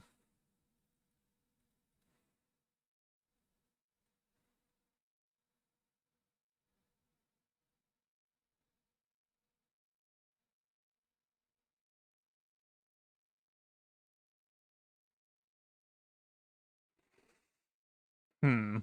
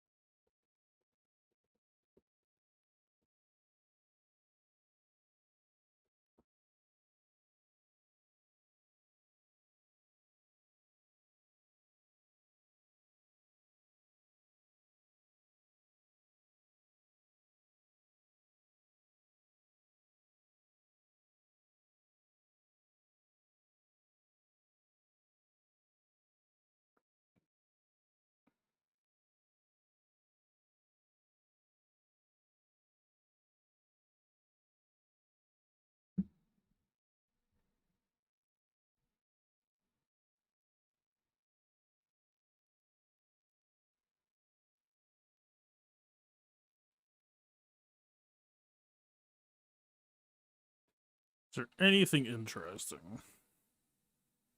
Honestly, I don't think Luther really has ramp.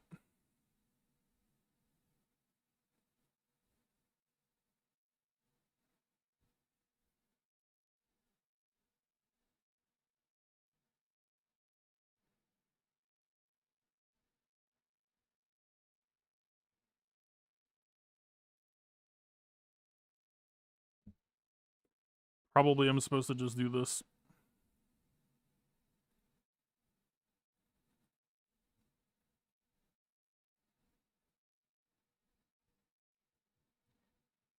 I really don't think attacker con really changes anything. Like, we do have a vulnerable.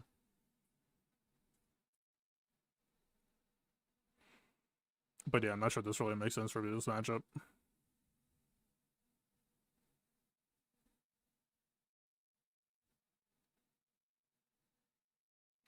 This is actually vaguely more real.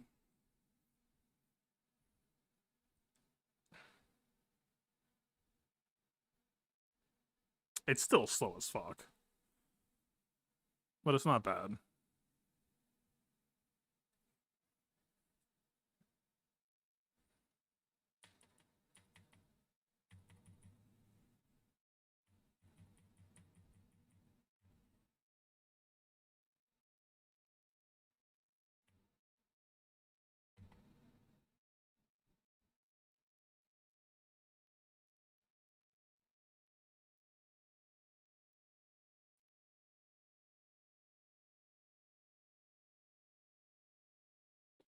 And now we wait and we ramp.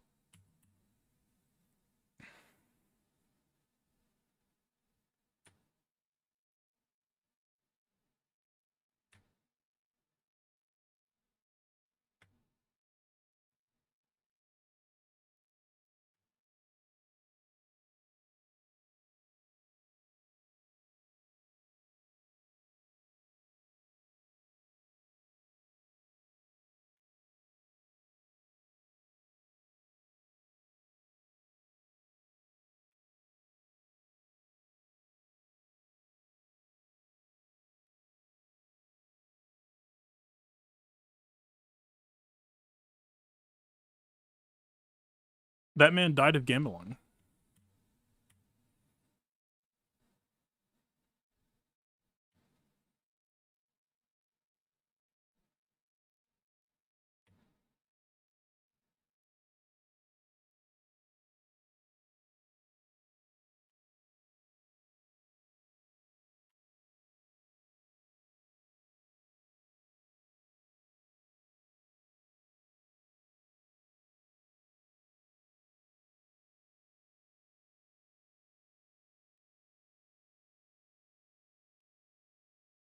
I'm beginning to regret staking a game plan on POW damage.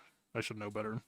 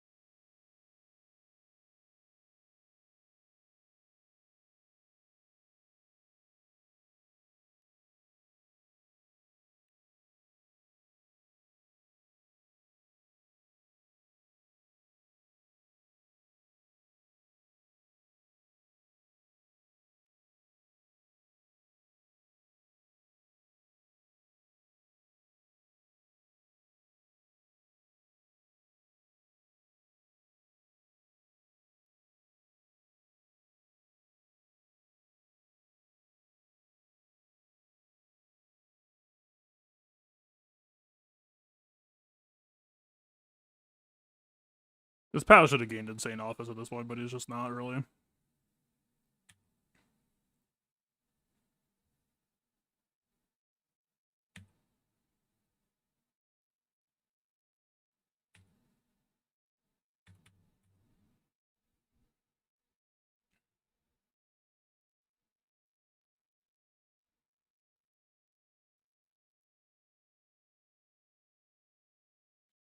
Possibly playable.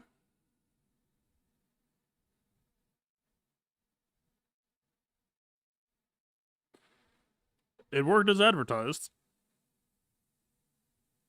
I was shit talking. I became a doubter at one point, but it did what it was theory-crafted to do. The sledgehammer did work.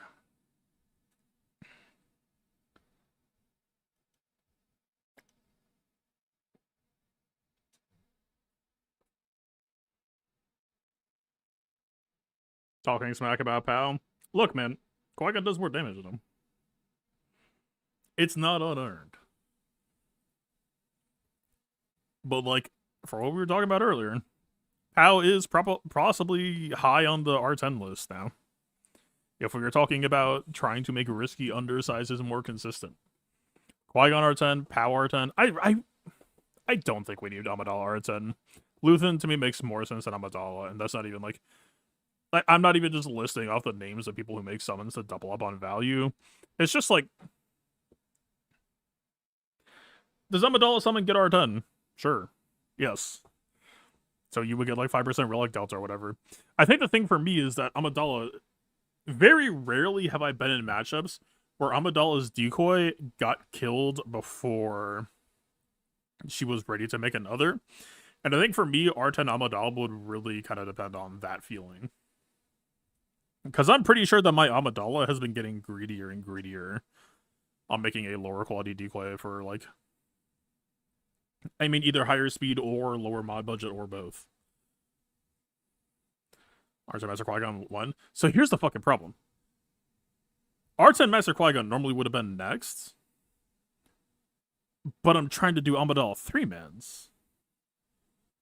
So all of a sudden, the 10% crit chance, I mean, it's still not bad. Right? That's still value. But if we're not running cam, I don't know. Like, it's still one that we'll do pretty early because we're undersizing. But the oh shit insane value, I don't know if it actually is all that necessary. Right? Like, because we were doing 3-mans for the past season, we were doing QA against Maz. What did that fight just boil down to? Slam 1 POW AoE. Everyone's Maz has either shit health or shit armor or both. And POW just lose everyone. Like, that was the entire summary of the matchup. They will be pretty high on the list. I just don't know if, like, obviously, Qui-Gon Cam would be extremely good, but I don't know if it makes sense to me for my current playstyle to rush first. That's what I'm saying, man. It is so easy to flip-flop right now. Marin, I think, is placed roughly where she should be. I know I was talking about Wrecker, but look, man, we're using Marin this season. We're not using Wrecker, so... Who won out in the end, huh? We will be using Wrecker in 5v5, but... It is clunky and awkward to use a team that wants to take 9 to 12 turns to ramp up in 3v3 into this meta, which is just balls to the wall. Alright. So we've established that DR is a threat. Whomst would take him on?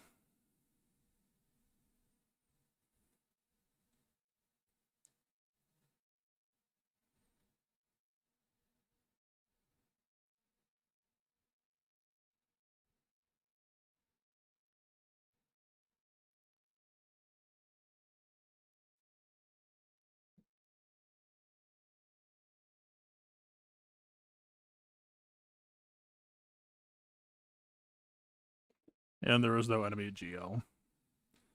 Okay, so there is a chicken shit answer.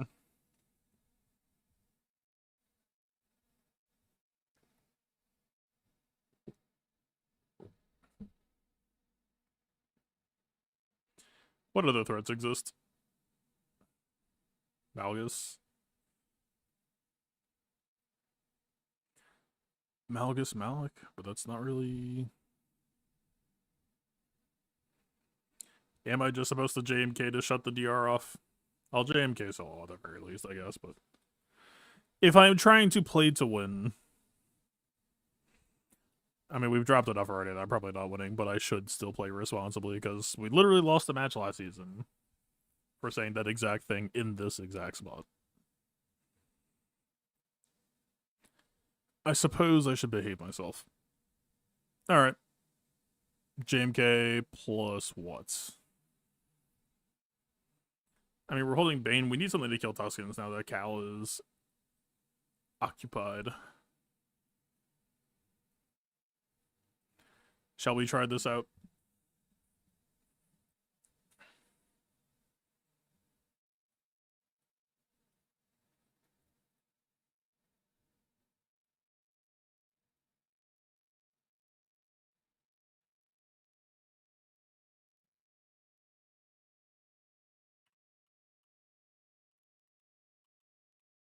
Are we doing this based on who's most likely to live or who's most likely to die?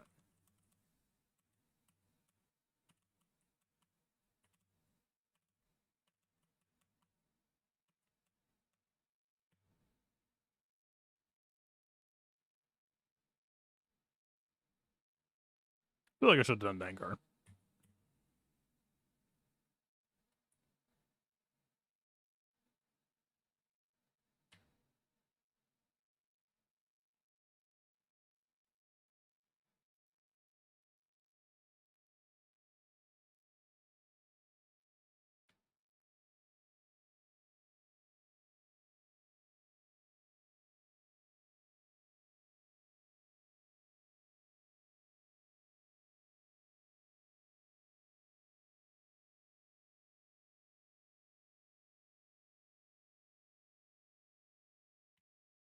Yeah, she is the ramper.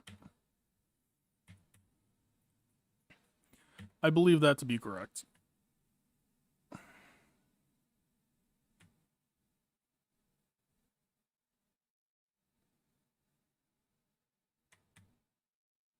He did not live either. Alright. Useless.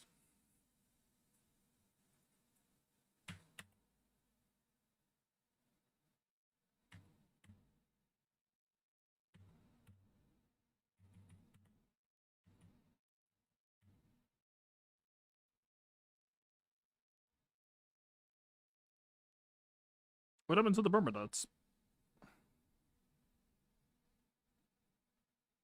Hello? Banner regen? We're supposed to, whenever enemy takes damage from a thermal dead expiring, all allies recover 10% health protection. An 80% chance to re-inflict. That's supposed to be our regen source. What the hell, man?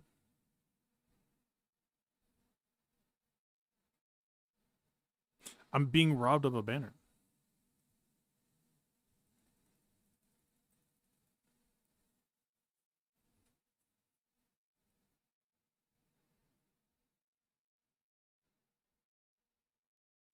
I assume this is just Bane.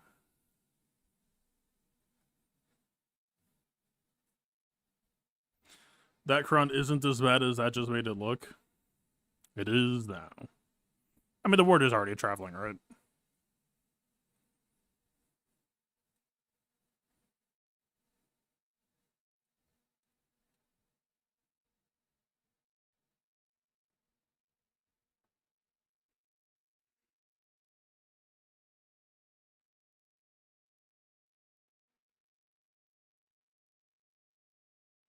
We can disagree that Saw against DR would be a bad idea, right? Would Saw against Malgus ever be fun? Hi, Mochimi. Did the last bug fix Malgus? I know they had it in the Trello.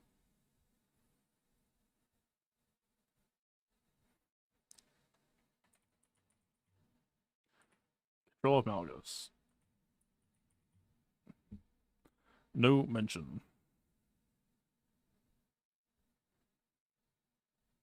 Oh, you know what? I think I might have posted that on the forums. I think I might not have given that to Meathead.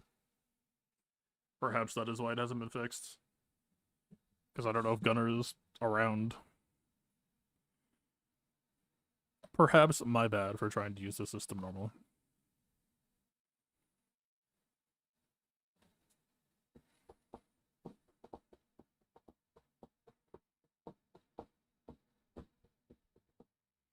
Perhaps the real question. Who shall we use Cat with?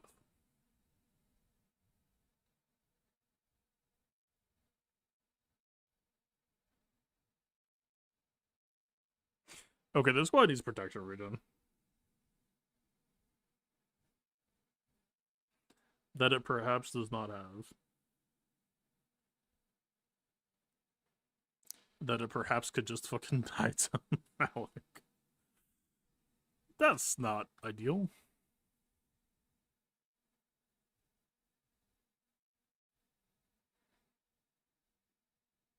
Somehow Padme versus Malik, mad scramble to get back to full health plus protection up has returned.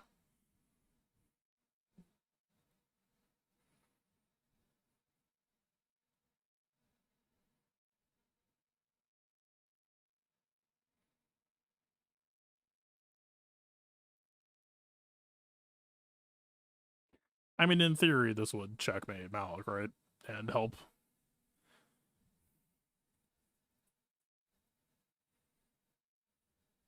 See, it's a poor Cron, you guys. How bad could it be? Alright, before we do that.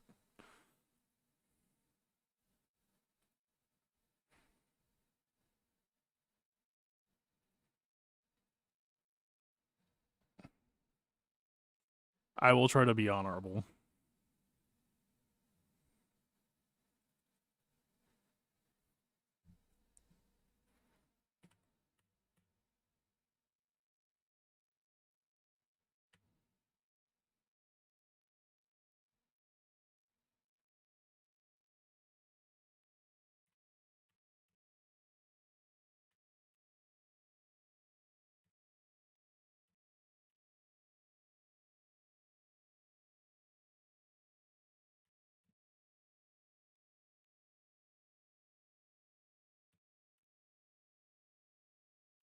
Overkill. We just established as a plot device earlier that DR with attacker Cron is over. Oh, it's tank Cron. Even still.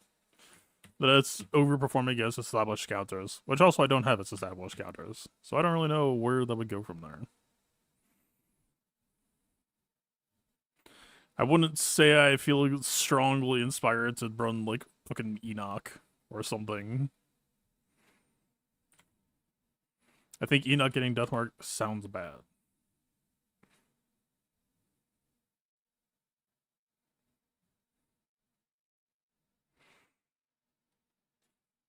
Qui-Gon would lose a lot of things.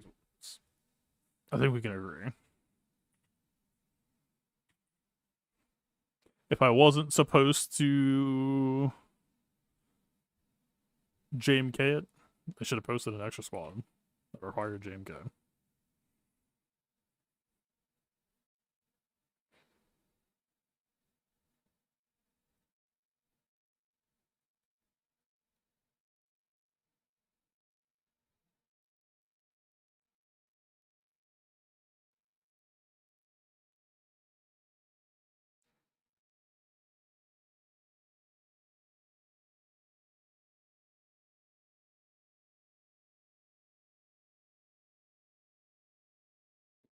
One protection, please.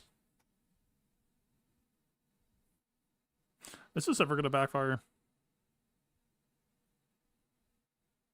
Surely not.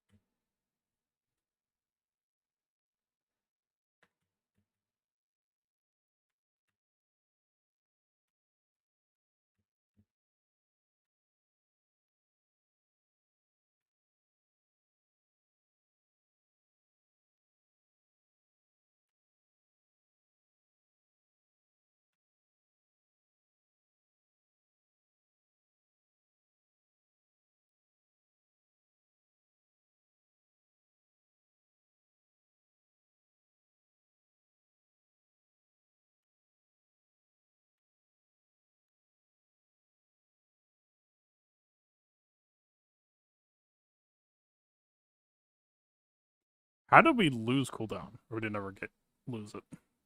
Well, that's what I get for trying to have fun. We should have just run snips, man. Fuck maze.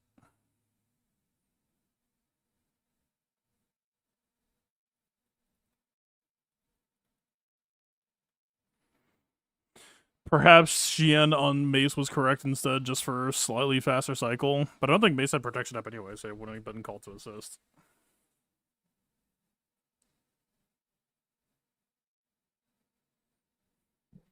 I gotta run Poe with Ahsoka Tano for 5s as well. I have no goddamn clue. I might not even post Ahsoka. Like, I.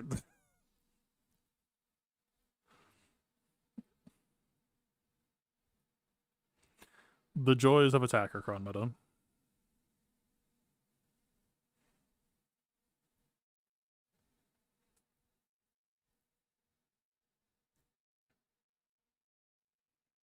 Well, I did kind of create a problem for myself now. For dicking around. Fair enough. On me.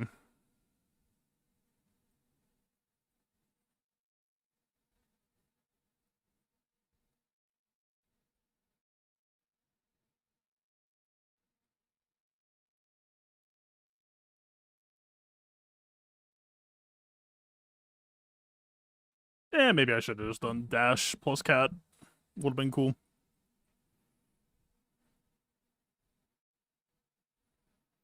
Why is this level 9 getting behind attacker Cron? Just because of wedge, probably. It's labeled as bigs, but technically just for wedge.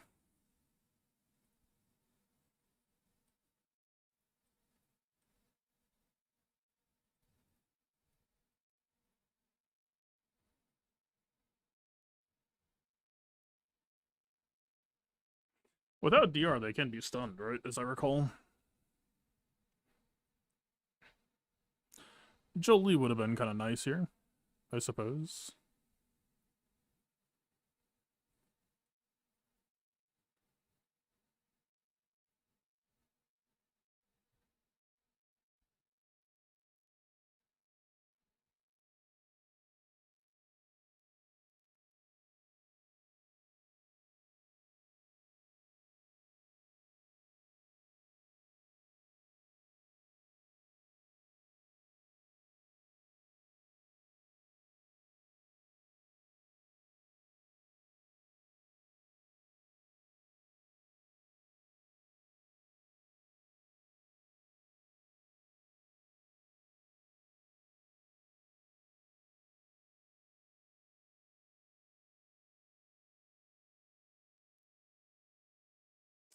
I'm not sure this makes sense.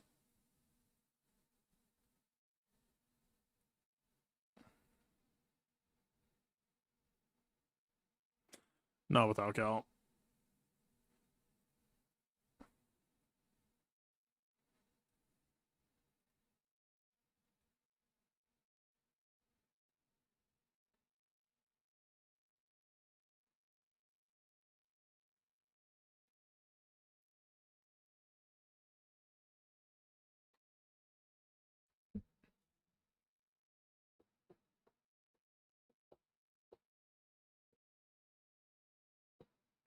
That's the best we've got, huh?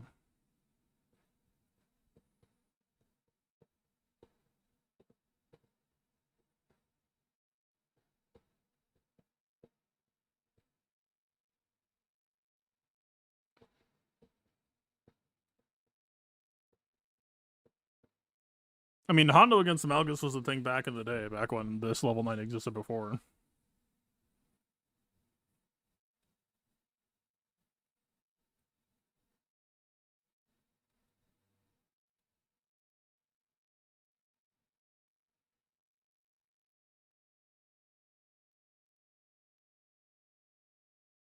I mean, the classic was Ben L3, as I recall. Wasn't L3 kind of not great, though? Because the auto dispel?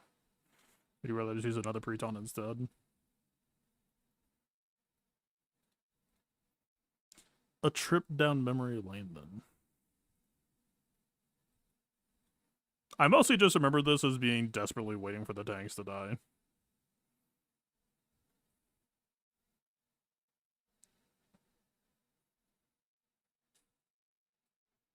Stagger or stun, neither of which I believe we do. Hey, how are you modded? About equal.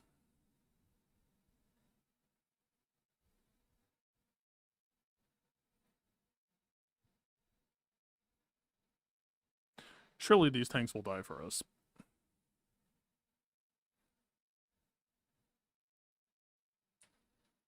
Would you kindly?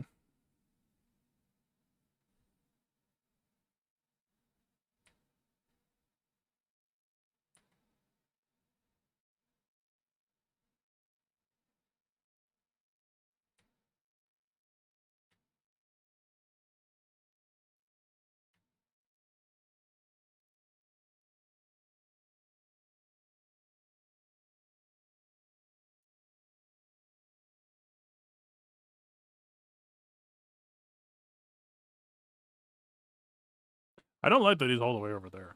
That feels off.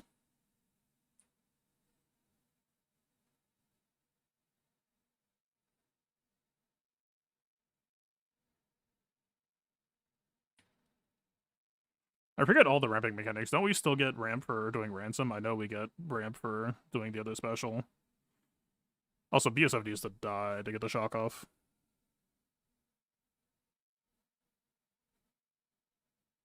Okay.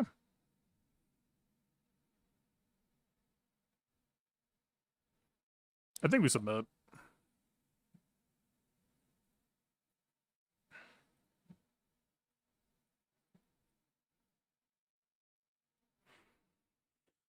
Throwing away Commander Tano for shenanigans was perhaps poorly advised. I will maybe admit.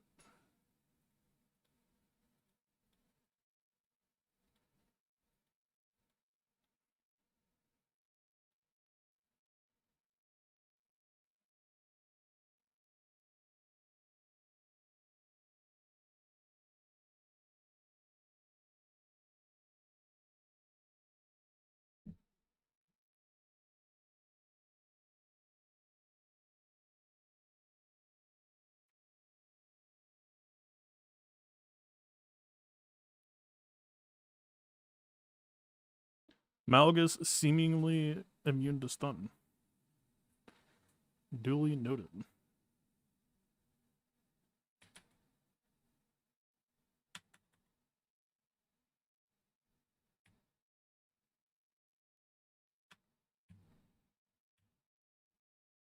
How are we critting them? Shouldn't they be, like, avoidant? Oh, they have vulnerable. Right.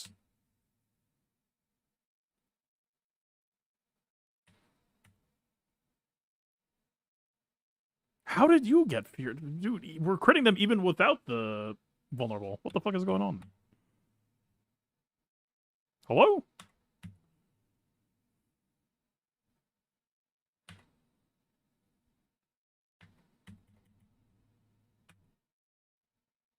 What is happening?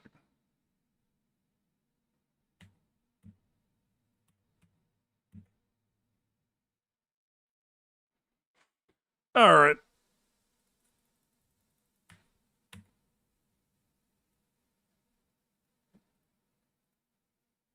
We had no extra crit chance. How the fuck is Yoda critting through 80% crit avoidance?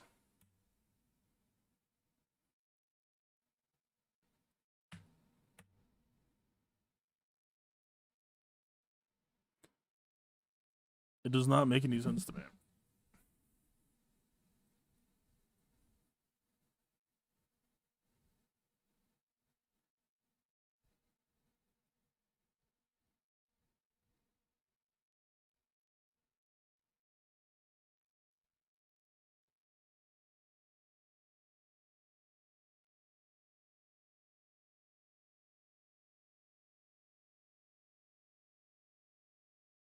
Honestly, knowing that then, I think JKL against Enoch probably would have been better. That does not sound shabby to me.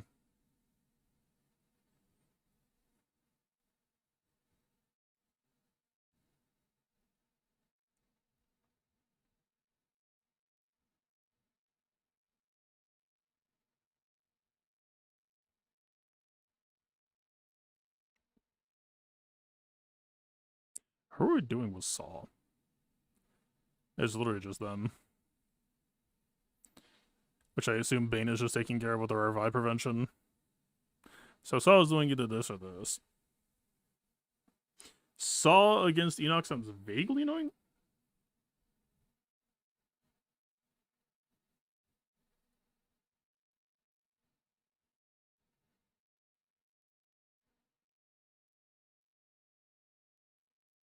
Does it though?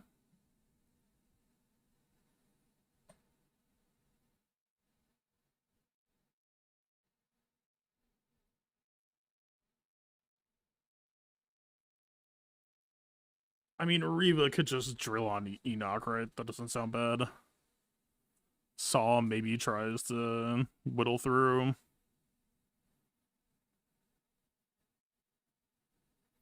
That perhaps sounds reasonable. Alright.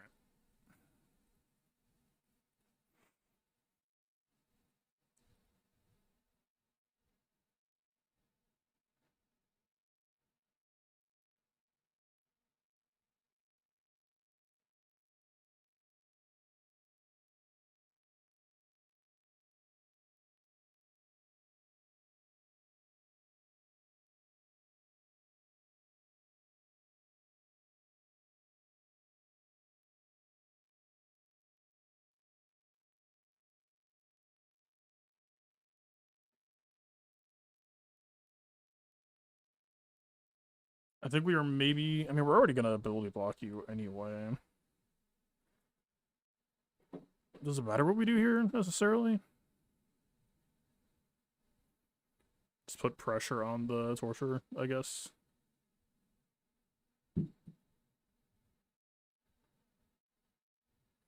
Like, we've got the vulnerable that we could kill those sides if we get there. Like, we could just try to kill DTP right now, but...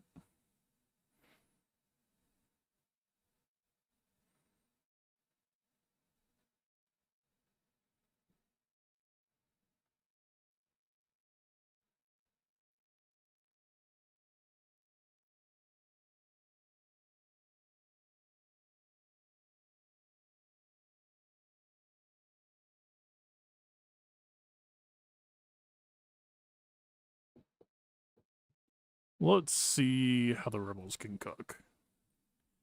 In an otherwise weird, I would say, situation. Do we give a fuck about Kai Katarn? Like, obviously, he has some anti-sis shit, but to what extent?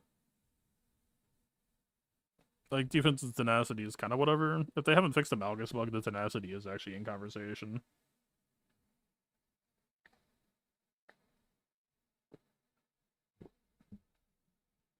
I would say we are more interested in regeneration. I mean, we certainly... Nah, we need damage pressure.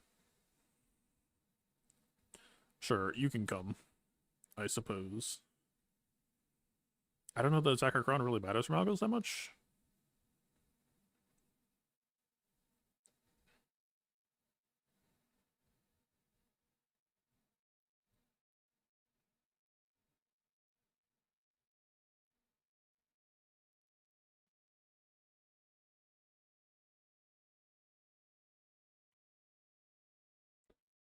Dick move.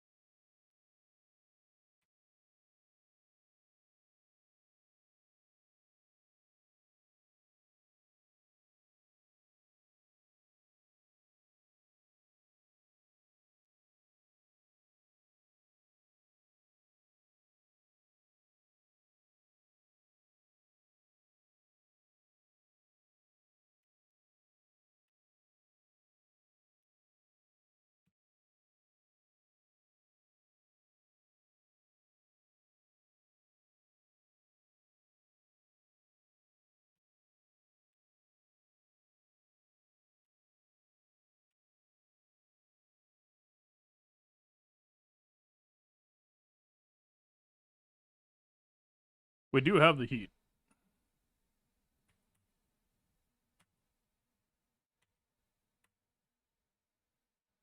Yeah.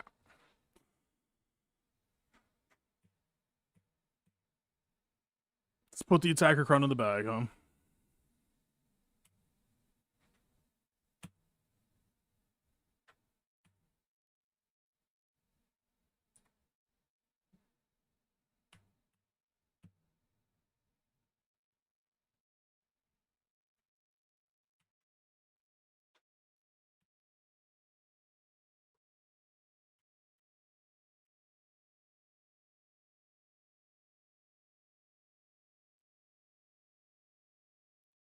Fair enough. Should have just done that to begin with.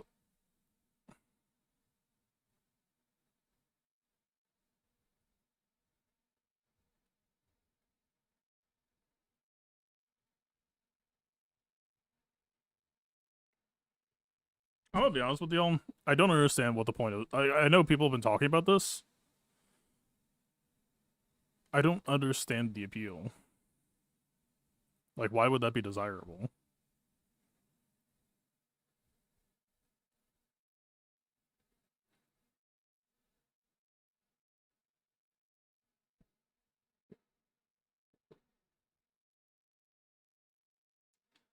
Doesn't this basically just guarantee that Bane is the only person who can die, and therefore the risk of Bane sack before DV sack goes up?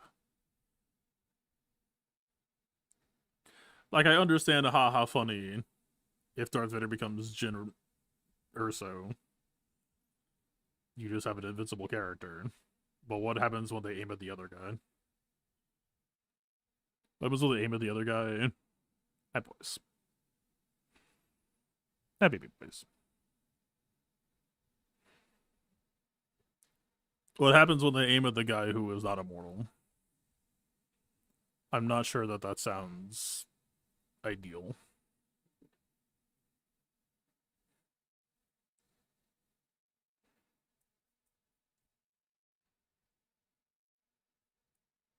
They never had the juice to finish them off. Well, if you brought Savage, then that means that you were giving them insane momentum.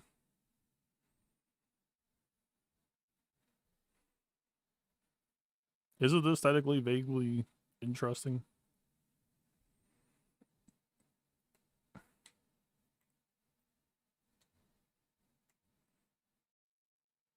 Problem is Niles probably just died. He's alright.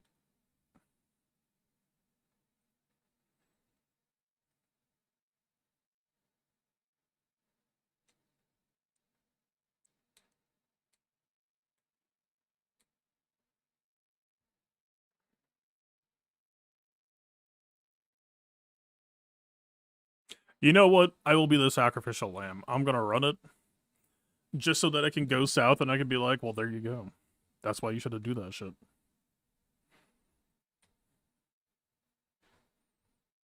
Or they could all just die immediately.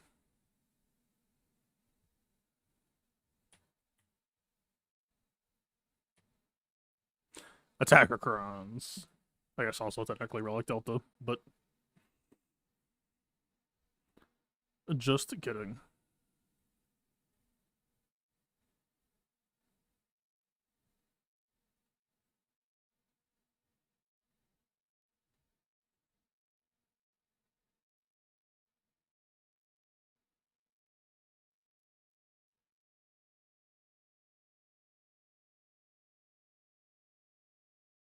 Alright. Focus. Uh Bounty Hunter.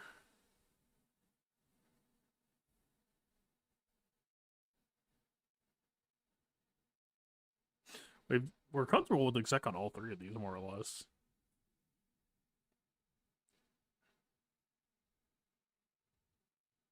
Aren't all three ships kind of more or less comfy in all three spots? That I can recall anyway.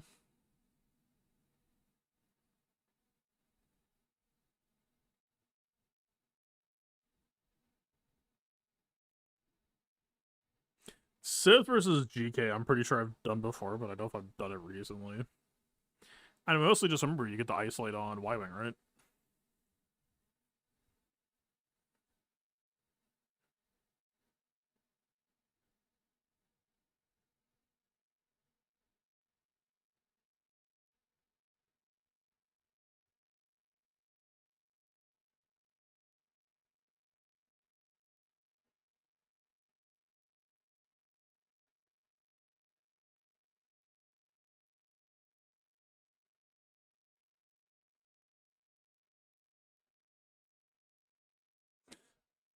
What would be fun here?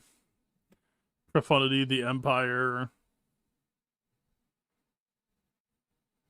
Bounty Hunter Sith. We'll make it as uncomfortable as possible.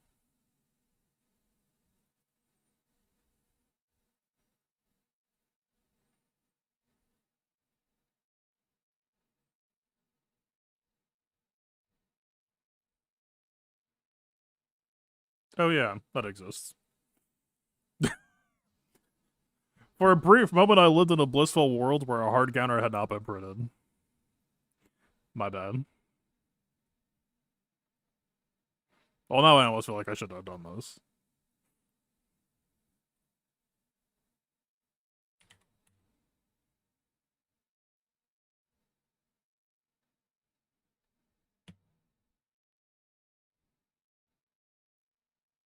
I will say, though, I think this matchup won even before Rogue One was printed, if I remember right.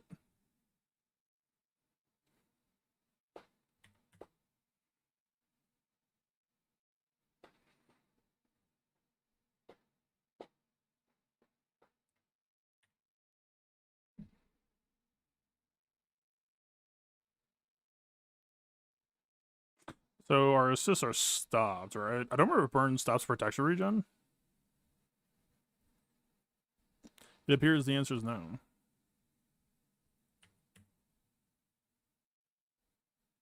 Yeah, but Scythe came out, so we shouldn't have made buffs. They now have 20 formation, and this shit's gonna fucking hurt. That was the button that killed everyone, it turns out.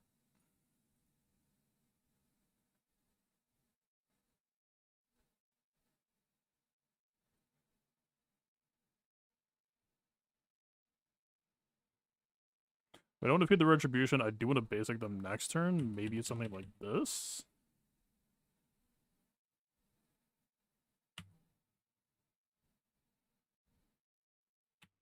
I think we pump here.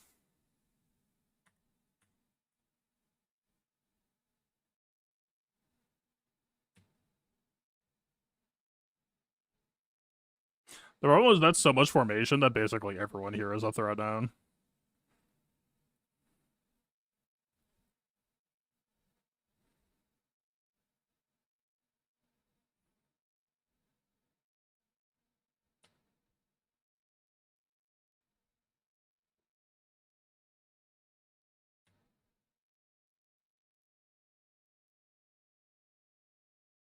Ouch time. Oh, that wasn't shit. We should have gone for the real ships. They are the ones who will kill us.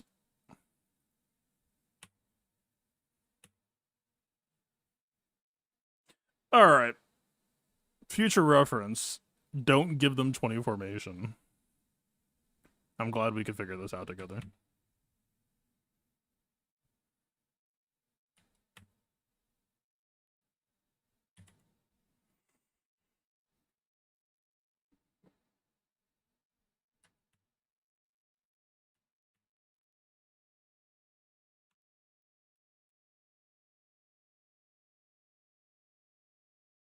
Unkillable Vader is funny.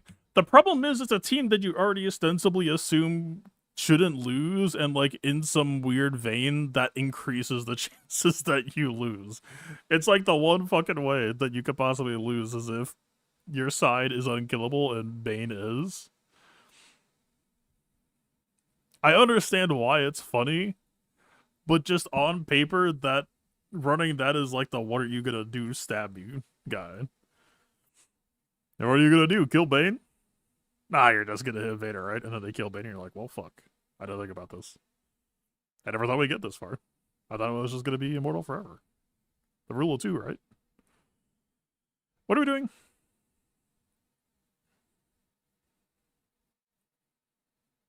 Yeah, exec on. Wait, but this is spice. We already know that this shit works. I guess it really didn't matter what order it was. I think we came close on this one, so let's do this.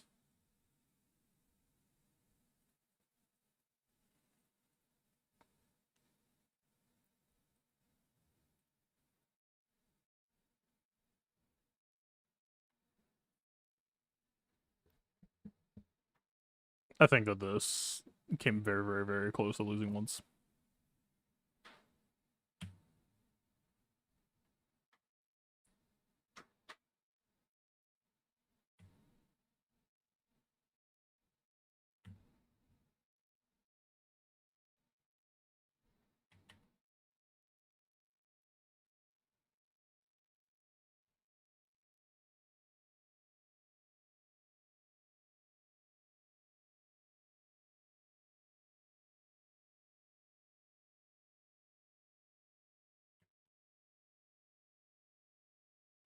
I think we save it for a turn. No, wait, but we did. He did just get the breach back immediately, so maybe that was unnecessary. How stupid would it be to use the heal to force taunt? Okay, no, we don't need to. He's about to go. It would be pretty silly.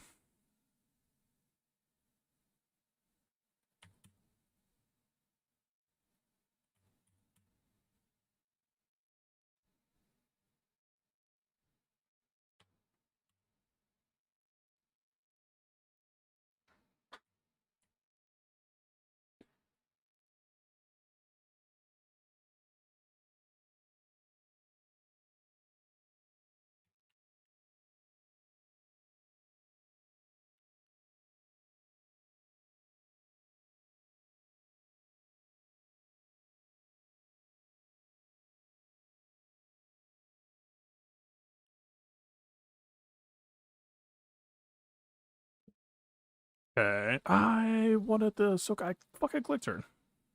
I was just like down here, I guess. Hello? Actually, no. You know what? Fives is the one with AoE reach. That was an inspired choice I didn't make.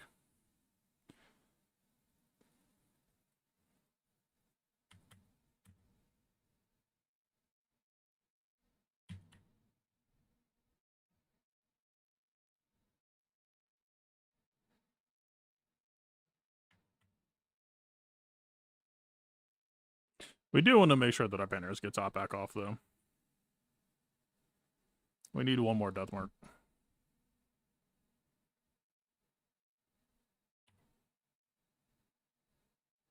We don't want them to ult. This is fine.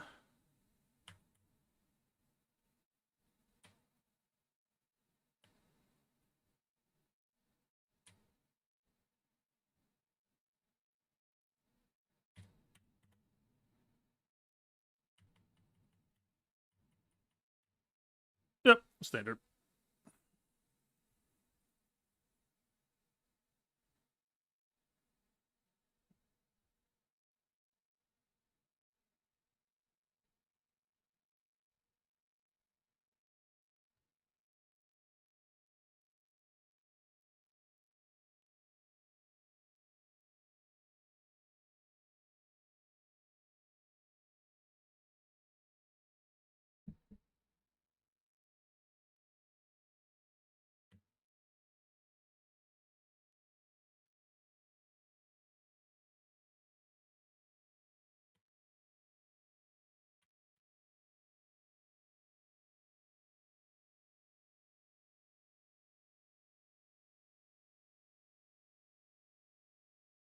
You.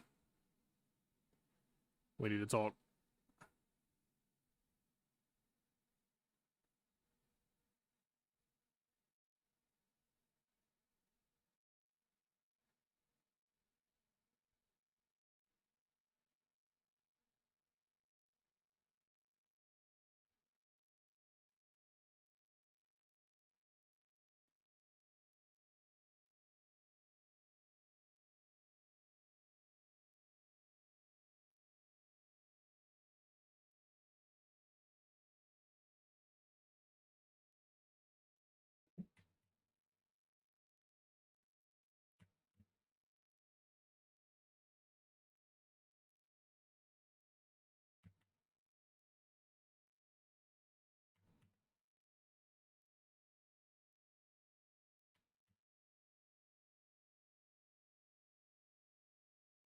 Alright. Fuck, man. I mean, we did have some fun night, or fights tonight at least, but good god. Anytime that I try to do anything fun or interesting, this set just feels like it's like, warning, no fun allowed. Instant slap down.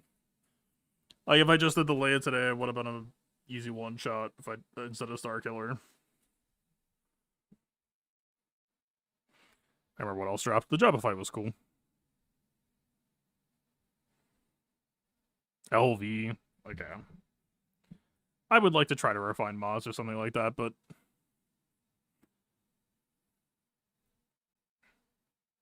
it may just need a week 3 remod as well.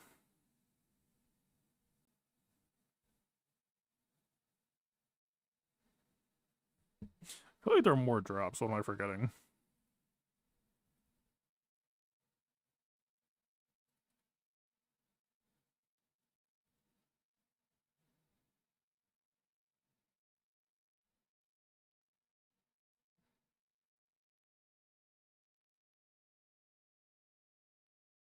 Am I crazy?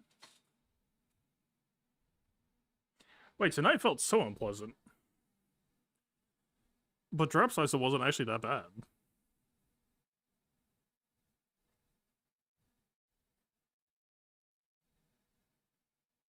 Ah, fuck, man. Alright. I just need to, like, reset my mental or something. This is crazy. This shit felt like I was, like, minus 100. But I was functionally only minus 50. It just felt fucking awful. It was deeply unfun, but, like, there was no reason at this point to start fucking around back well then. If we were only minus 50, like, that's crazy talk. Yeah, this is minus 50 for no reason. This set has just tilted me in an insane way that it really didn't need to. Oh, well. Also, holy shit, that took forever. That probably didn't help either. I really wanted to do some Tuco, but it's way too late now.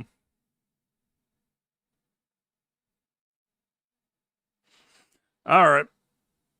Again, the theme of this set, or this season, needs to be fucking get past it.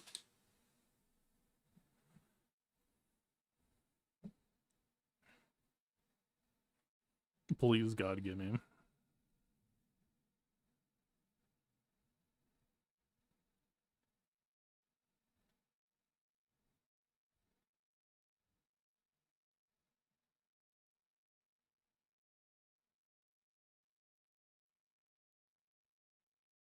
That's fucking insane.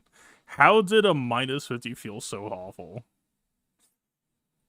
I let that shit tilt me off the face of the earth for no reason.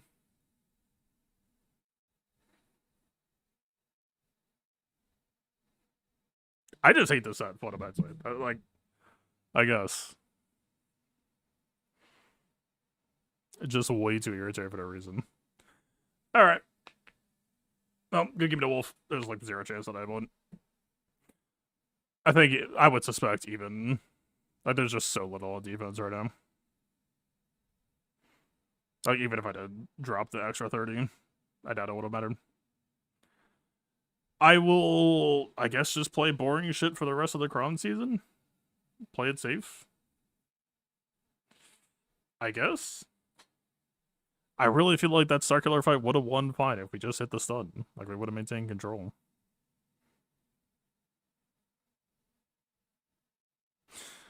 I don't know. Alright.